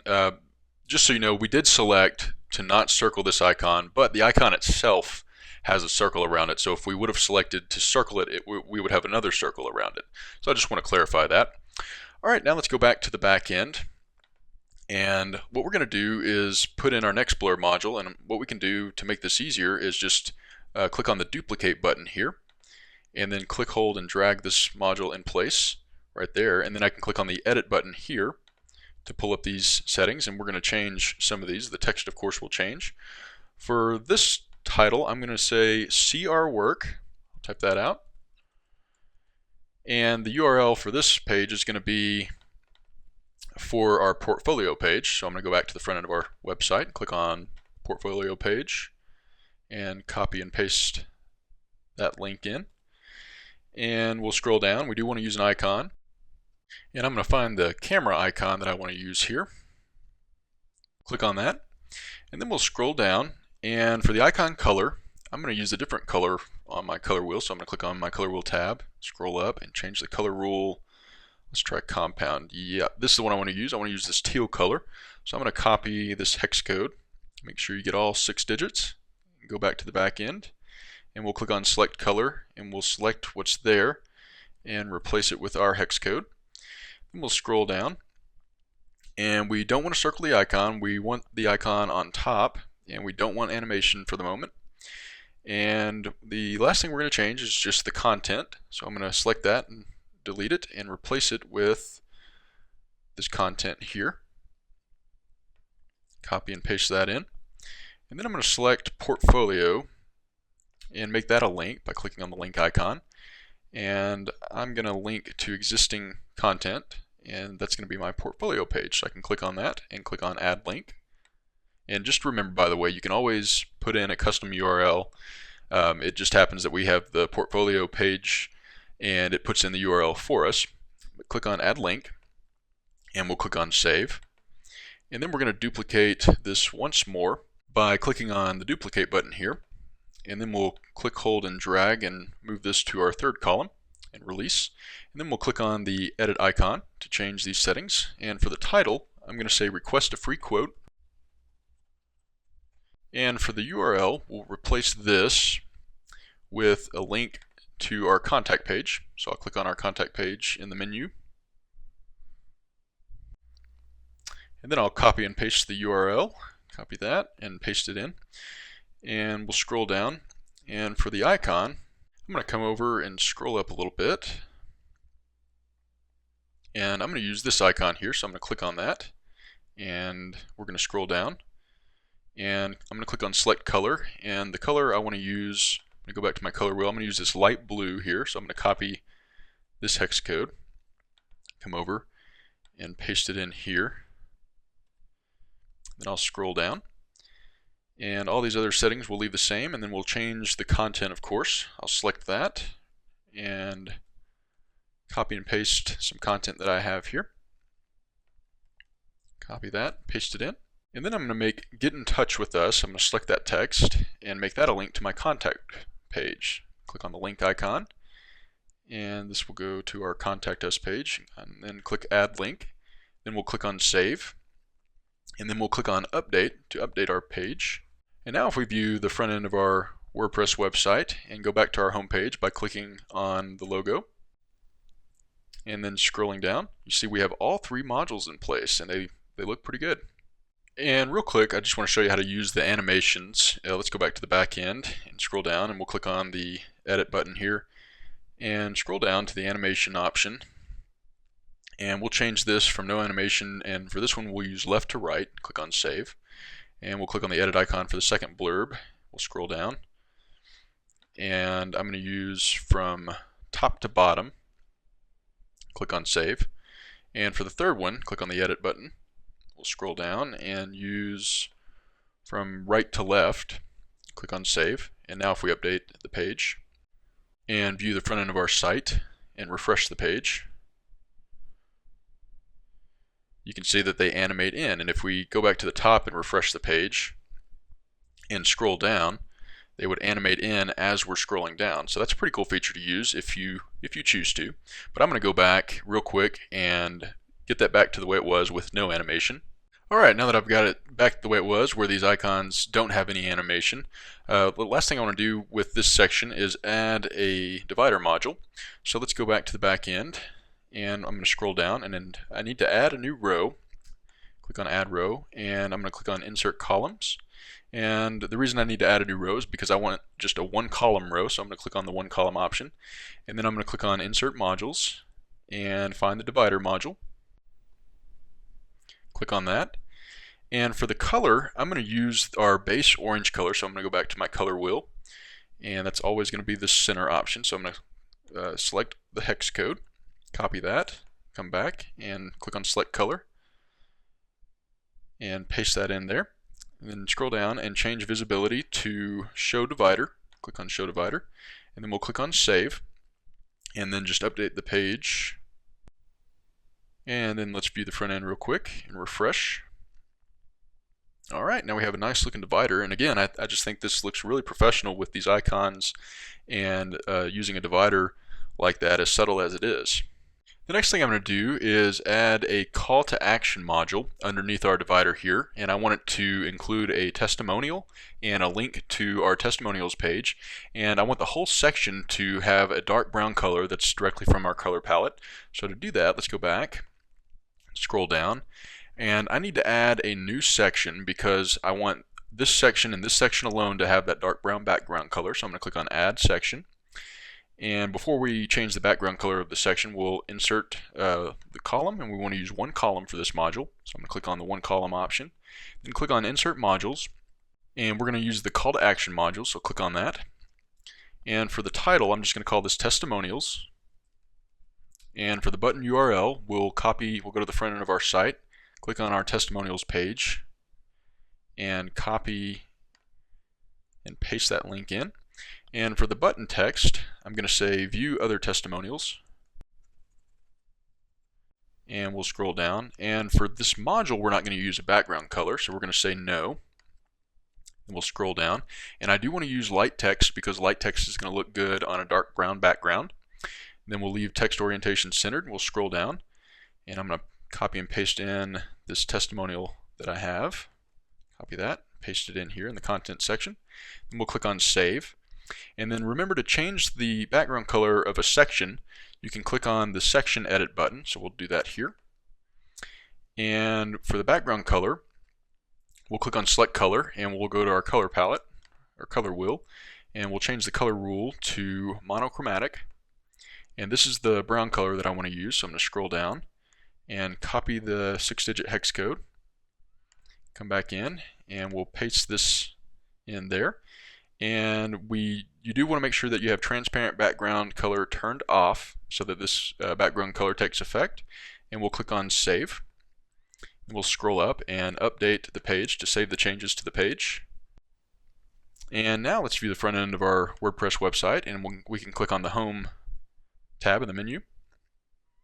And when we scroll down, you see that we have this nice section with our testimonial. And when we click on the view other testimonials button, of course it's going to take us to the URL we put in, which is our testimonials page. And let's go back to the front end real quick. I forgot to put in my name underneath the testimonial, so to do that we'll go back to our page editor, scroll down, click on the edit button on the call to action module, scroll down to the content section, click here and press enter, and then I'll just put my name in like that, click on save, and then we'll update the page. And then we'll view the front end and refresh. Alright, there we go. Alright, the next thing we're going to do is add our blog section underneath our call to action section here. So let's go back to the back end. And I'm going to scroll down, and I am going to add a new section because I don't want my blog section to take on the brown background that we have for our call to action section. So I'm going to click on add section, and then I'm going to click on insert columns, and I am going to use one column for this section. So I'll click on that option. Then I'm going to insert modules, and the first thing I'm going to put in is a text module, so I'm going to click on text. And I do want this to be dark, and I do want to keep the text orientation to the left for this particular text module. Then I'm going to type in check out the latest from our blog, and then I'm going to select it and turn this into a heading 1 so it's bigger and bolder, and click on save. Alright, and then underneath our text module we're going to click on insert modules, and we're going to find the blog module, so I'm going to scroll down and click on the blog module. And you have two different options for the blog module layout. You have the full width option and the grid layout. I'm going to use the grid layout, but of course you can experiment with both of these. And then for posts number, you need to determine how many of your blog posts you want to be shown on wherever you put the blog module. And for this module, even though I only have 3 blog posts. I'm going to leave this at 10. In the event that I add additional blog posts in the future, they'll show up to 10. If we had 3 blog posts and I only wanted to show 2 on our homepage here, I could set this to 2 and it would show the most recent 2. And then let's scroll down. Another really cool feature is you have the option to include categories. So if I only wanted to show blog posts from specific categories, I could select which categories I wanted shown, and it would show the most recent posts from those categories, or from that individual category if I only selected one category. This is a very useful tool for people that want to have certain pages on their website dedicated to certain blog post categories. We're going to show our most recent posts from all categories, so I'll leave these unchecked. And let's scroll down, and for featured image, we do want to show featured image, so I'll leave that there. For the content, we want to show the excerpt.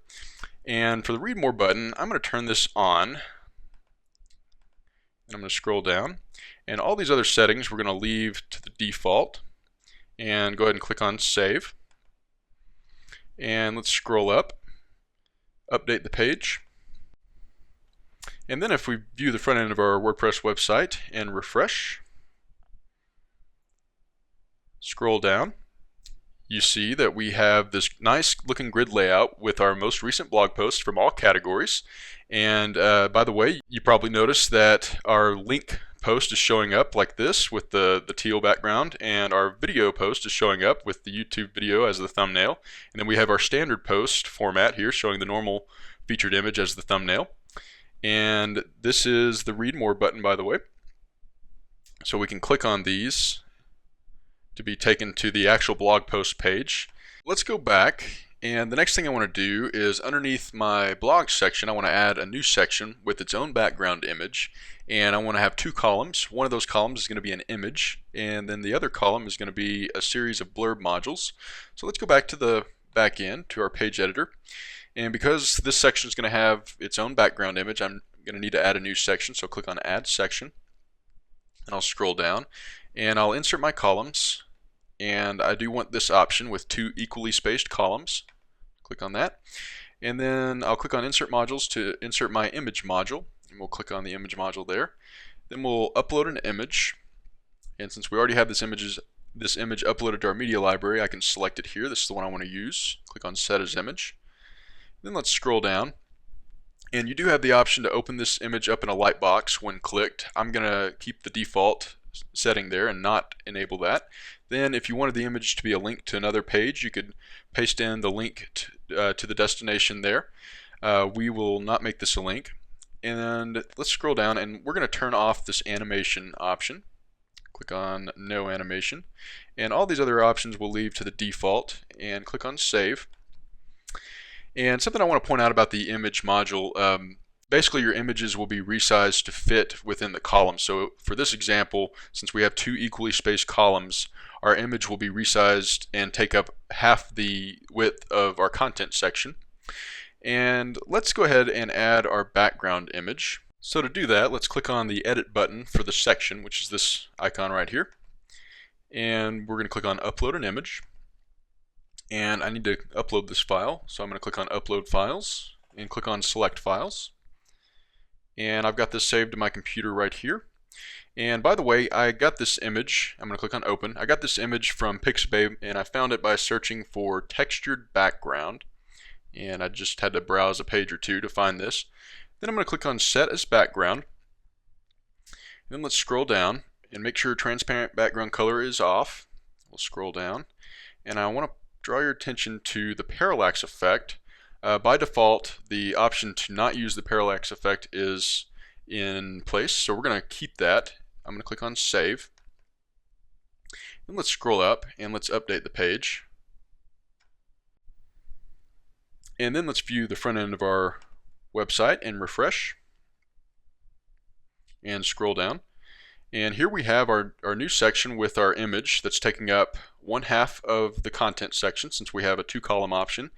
And notice this background image is pretty standard. When I scroll, the background image scrolls as well. Now let's go back, and we're going to change the background image setting. So scroll down and click on the Edit button for this section. And we're going to scroll down, and we're going to turn the parallax effect on by clicking here and selecting Use Parallax Effect and click on Save. And then let's come up and update the page. Then we'll view the front end of our website and refresh. And now when we scroll, the background remains fixed and the content over the background scrolls around the background. Like that, I think that's a pretty cool effect. That is exactly what the parallax effect is. So we're going to leave the parallax effect in place. Alright, now let's go back and take care of the content in our second column. So let's go back to the back end. I'm going to scroll down and click on Insert Modules. And the first thing I'm going to put in is a text module. Click on Text. And I'm going to change the text color to light since we have this dark orange background image. I think I know that the lighter text, white text, is going to look good. And I do want to point out real quick that when you're working with background colors and background images, sometimes it is a trial and error type of process when you're trying to figure out what color of text is going to look the best. The main thing is just to make sure it's legible, and sometimes you'll find that certain background images just aren't going to work, so you just need to try and keep experimenting. So I'm going to scroll down, and for text orientation, I'm going to leave that to the left, and I'm going to type in "Why choose us?" ? and select that, make that a heading 1, and click on Save. And then I'm going to click on Insert Modules to add a blurb module underneath my text module. So I'm going to select Blurb. And for this first blurb, my title is going to be Quick Turnaround Time. And for all these blurbs, I'm not going to have them linked anywhere, so I'm going to leave the URL blank. And we do want to use an icon, so I'm going to change this to Yes. And then I'm going to scroll down and select the icon that I want to use, which is going to be this circled check mark. So I'm going to click that. Then I'm going to scroll down. And for the icon color, I'm going to select color, and I'm just going to make the icon the same color as my text is going to be. With the light text, it's going to be white. So I can click white down here, and it's going to change that color to white. Then I'll scroll down, and for the image icon placement, unlike the blurb modules that we used previously, I'm going to place the icon to the left of my content. So select that and click left. And for the animation, I'm going to select that and change it to no animation. And for text color, I do want the text to be light. And for the text orientation, I'm going to change this to left and scroll down. And I'm going to copy and paste in some content. Copy that and paste that in there. Then I'm going to click on Save. And before we add our additional blurb modules, let's go ahead and update the page. Then let's view the front end of our WordPress website and refresh. Alright, and you can see we have our text module here and our first blurb module. And like I mentioned previously, when you select for the icon to be to the left, the icon is much smaller than it would be if it was on top of the blurb module. And what we're going to do is go back and add 3 more blurb modules to fill this space here. So let's go back to the back end, scroll down, and I'm just going to duplicate the blurb module and then click on this edit button. And the only thing I need to change is the content and the title. I'm going to use the same icon for all of these blurbs, so I'm going to change this to Outstanding Results. Scroll down to the content section and select this, remove that, copy and paste this content in here, paste that in, and then I'm going to make portfolio a link to my portfolio page. Select that, click on the link icon, and click on the portfolio page, click on Add Link. We'll save that, and then I'm going to duplicate this blurb and click on the Edit button and change the title to Competitive Pricing. Scroll down to the content section and remove what's there. Replace it with this. Copy that, paste that in, and then I'll save. Then I'll duplicate this blurb module for our last blurb. Click on the edit icon. Change the title to Work with Great People. Scroll down. Select the text here. Delete that and copy and paste this text. Paste that in here. And then I'm going to make here a link to my About page. Select that, click on the link icon, and then select my About Us page, click on Add Link, and click on Save. And now if we scroll up and update the page, and then view the front end of our website and refresh, you see that we now have all of our blurb modules in place. The last thing I want to add to my homepage is a really cool module that creates a carousel of images that are linked to projects. And this would be a good thing to use if you really want to showcase specific parts of your business or your brand. Now, to use the portfolio module, we first need to create what are called projects. And projects are unique to the Divi theme. And we need to go back to the backend. They're created by going to Projects, hover over that, click on Add New. And we do have the option to use the page builder with projects. However, I'm going to stick to the standard visual editor, and this is going to look much like our blog posts look. We'll have a content section with the sidebar, and of course the widgets that we've added to our sidebar will show up since we are not using the page builder. So I'm going to give this first project a title, call it Landscape, and then I'm going to paste in some content that I have here. Paste that in. And then I'm going to scroll down and I'm going to add a project category. And for all of my projects, I'm going to put them in the same category, which is going to be photography. Click on Add New Category.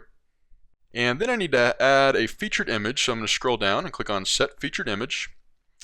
And I'm going to select this image for my landscape project. Click on Set Featured Image. And just like with our blog posts, our featured image is going to show up above the content on our project pages, and also the featured image is going to be the image that shows up on the carousel module that we're going to put on our home page. Let's go ahead and publish this project. Click on Publish. And then I need to view the project on my front end, and since we haven't added it to the menu yet, what I can do is click on View Project here. That's going to open it up in this same tab. And you can see this is what the project page would look like. We have the project title here. Then we have the project category here, and here is our project featured image and the content that we put in. And if we scroll down, this skills option, I want to show you how you can add to that. Let's go back to our project page editor. Scroll down, and the skills is controlled by using what are called tags. And just as an example, I'm going to use natural lighting. Click on Add, and when we update this project, and come back and view the project and scroll down, you can see that underneath skills we have natural lighting.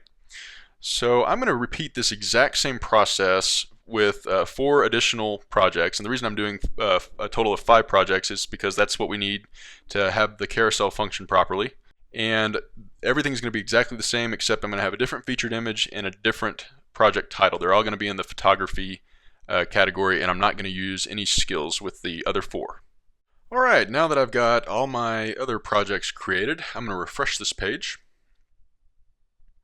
And when I scroll down, you'll see that we have a link to the next project that I created. So I can click on that, and I can see the next project that I created. I can scroll down and navigate through each one of the projects this way. Now let's go back to the back end, and before we add our carousel module, let's add our projects to our main navigation menu.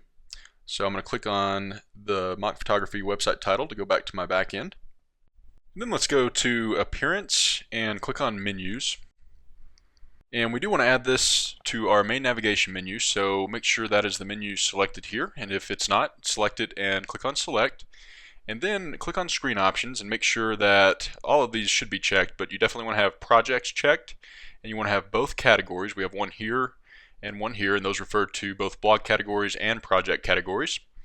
And then let's come down, and the first thing we're going to do is click on this second categories option. This first one represents the blog categories. Click on the second one.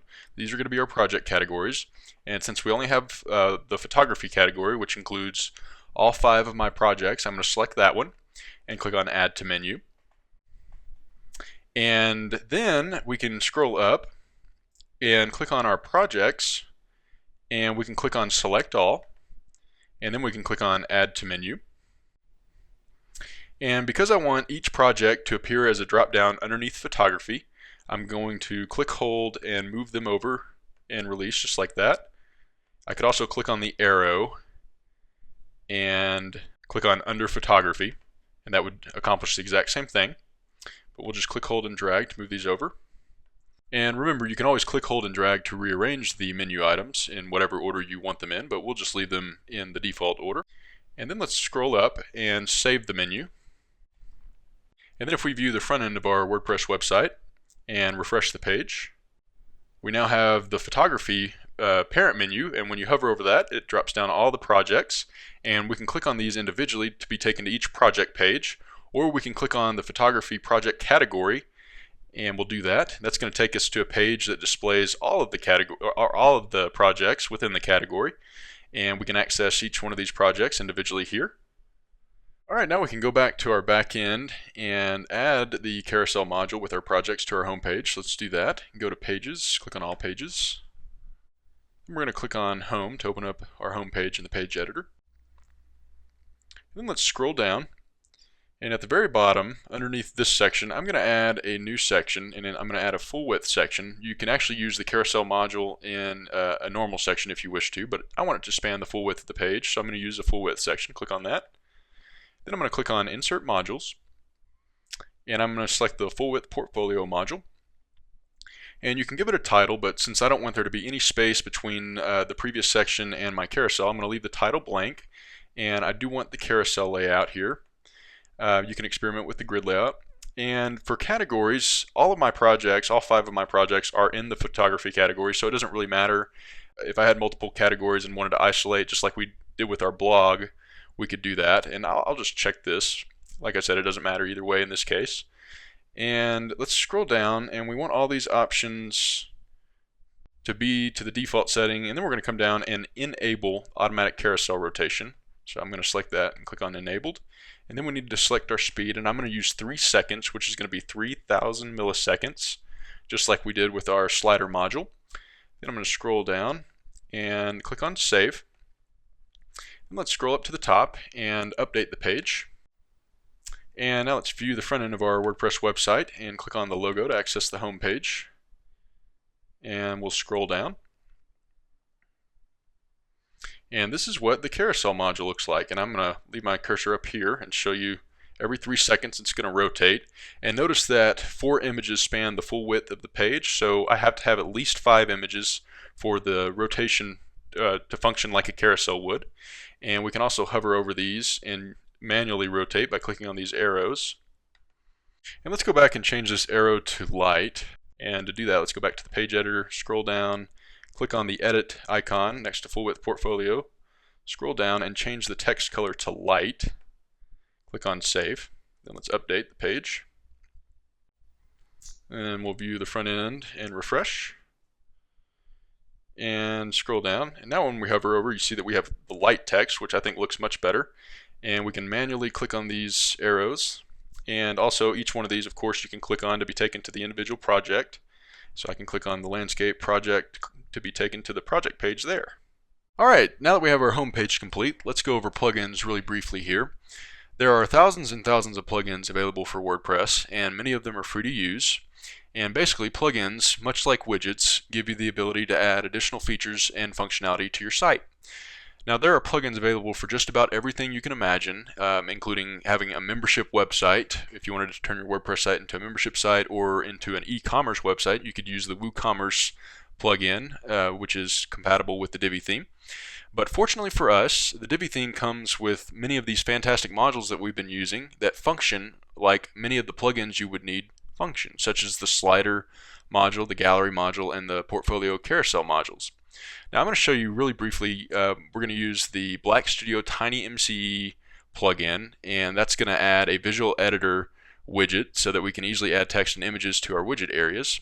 So let's go back to the back end, and let's go to Plugins and click on Add New, and then come up to the top right, and I'm just going to type in Black Studio, and I'm going to press Enter on my keypad. And this first one here, Black Studio Tiny MCE widget, is the one we want to use. So click on Install Now and click on OK. And then we need to click on Activate Plugin. And now that the plugin is activated, we can go to Appearance and click on Widgets. And if we scroll down here, we now have this widget called the Visual Editor, which was not there before, and that's a result of the Black Studio plugin we just installed. So what I can do is, if I want to add this visual editor to my sidebar, I can click on that, and I can assign it to the sidebar and scroll down and click on Add Widget. And that's going to add underneath all the other 3 widgets that I've already got added to my sidebar. And this is exactly as described. It's a visual editor that's made available within the widgets, and I can add text. So I'm going to do that. I'm going to say copyright mock photography 2014, and then I'm going to press enter, and I'm going to click on add media, and I'm going to select my logo and click on insert into post, and then I'm going to click on save. And now when we view the front end of our site, and since our projects do have a sidebar, I can just refresh this page, and you see that we now have our visual editor widget showing up, which has the text we put in and our logo, just like that. Alright, the very last thing I want to show you is how to make a couple of changes to the general look of your website. Let's go back to the home page. And of course, right now we're using the full width layout, so these full width modules do truly stretch full width across the screen. But let's go back to the back end, and let's go to Appearance and click on Customize. And under Theme Settings, let's click on that to drop down these options. If we select the box layout by checking the box there, we now have the option to choose either a background color for the rest of our website, or we could use a background image. Now, to select background color, we would just make sure that the box layout's checked. Then we can click on colors here, and then right here where it says background color, we would select color. And I'm going to go back to our color wheel and copy this hex code for the brown and paste that in. And now when I save and publish, and notice, by the way, we're not able to see this particular change in real time here. We need to save and publish to see the change. And then I can view the front end of my site and refresh the page. This is what the box layout's going to look like. And your full width modules are still full width, but they're only taking up the full width of the available space. So you can scroll down and you can experiment with that. And let's say that you wanted to have a background image instead of a background color. I'm not going to actually do this, but I will point out a great resource for you. I'm going to use the Pixabay tab. If you go to subtlepatterns.com, there are wonderful what are called repeatable pattern backgrounds, and you can download these and you can browse through all of these different backgrounds, and you would download them. And the way they're designed is they're designed to repeat seamlessly left and right, and then from top to bottom. So this background image may, if I view the background image, this tiny little square is all that is occupying this entire background, and it's just repeating left and right and top to bottom. So if you wanted to do that, you could download a pattern from subtlepatterns.com, and you would go back, and as long as you have, under theme settings, as long as you had, scroll up there, the box layout checked, then you would be able to scroll down, and where it says background image, you would be able to select upload a new image, and you would select the file here, and then you would have some options presented after you uploaded your background image file if you wanted to repeat it, and you could repeat it horizontally and vertically. And another thing I want to point out is I'm going to scroll down, and in our footer menu, let's say instead of these being blue when you hover over these links, you wanted to make them a different color. What you could do is come up to colors, and where it says accent color, that's the color that's going to control this particular area. And we could select the accent color, and I'm going to go to my color wheel and just grab the hex code for my base orange color, copy that, and come back and paste that in there. And this is another one that's not going to show up in real time. We actually have to save and publish this for this change to take effect. So I'm going to click on Save and Publish. And because I do want to use the full width layout, I'm going to go back to my theme settings and uncheck boxed layout. Then I'm going to go back to colors, and for the background color, I'm just going to click on select color and clear this, and click on Save and Publish. And now I'm going to view the front end of my website and refresh the page. And we've got our full width layout back. And if I scroll down to my footer, you'll see that when I hover over these links, they're now the orange color of my site. The very last thing I want to show you how to do is how to gain complete control over your website's color scheme. So for example, if you didn't want to use one of the prepackaged color schemes that comes with the Divi theme, like we chose to do, then this is how you would do that. You could go to Appearance, click on Customize, and then you're going to click on Schemes. And of course earlier we selected that we wanted to use the orange color schemes, but you need to select this and you need to be using the default theme. And of course by default you're going to get the blue color scheme, but with the default theme selected, when you click on colors, you now have complete control over all of these colors, and without selecting default, not all of these are accessible to you. You might be able to change them here, but they won't actually take effect on the front end of your site. So you have to have the default color scheme selected, and now we can change all of these. For example, the secondary navigation color, we could select color, and we could either paste in a hex code or we could change it to whatever color we wanted. And the same with the primary navigation. We could do the same thing. And of course I'm not by any means trying to make this look professional, I'm just showing you how it's done.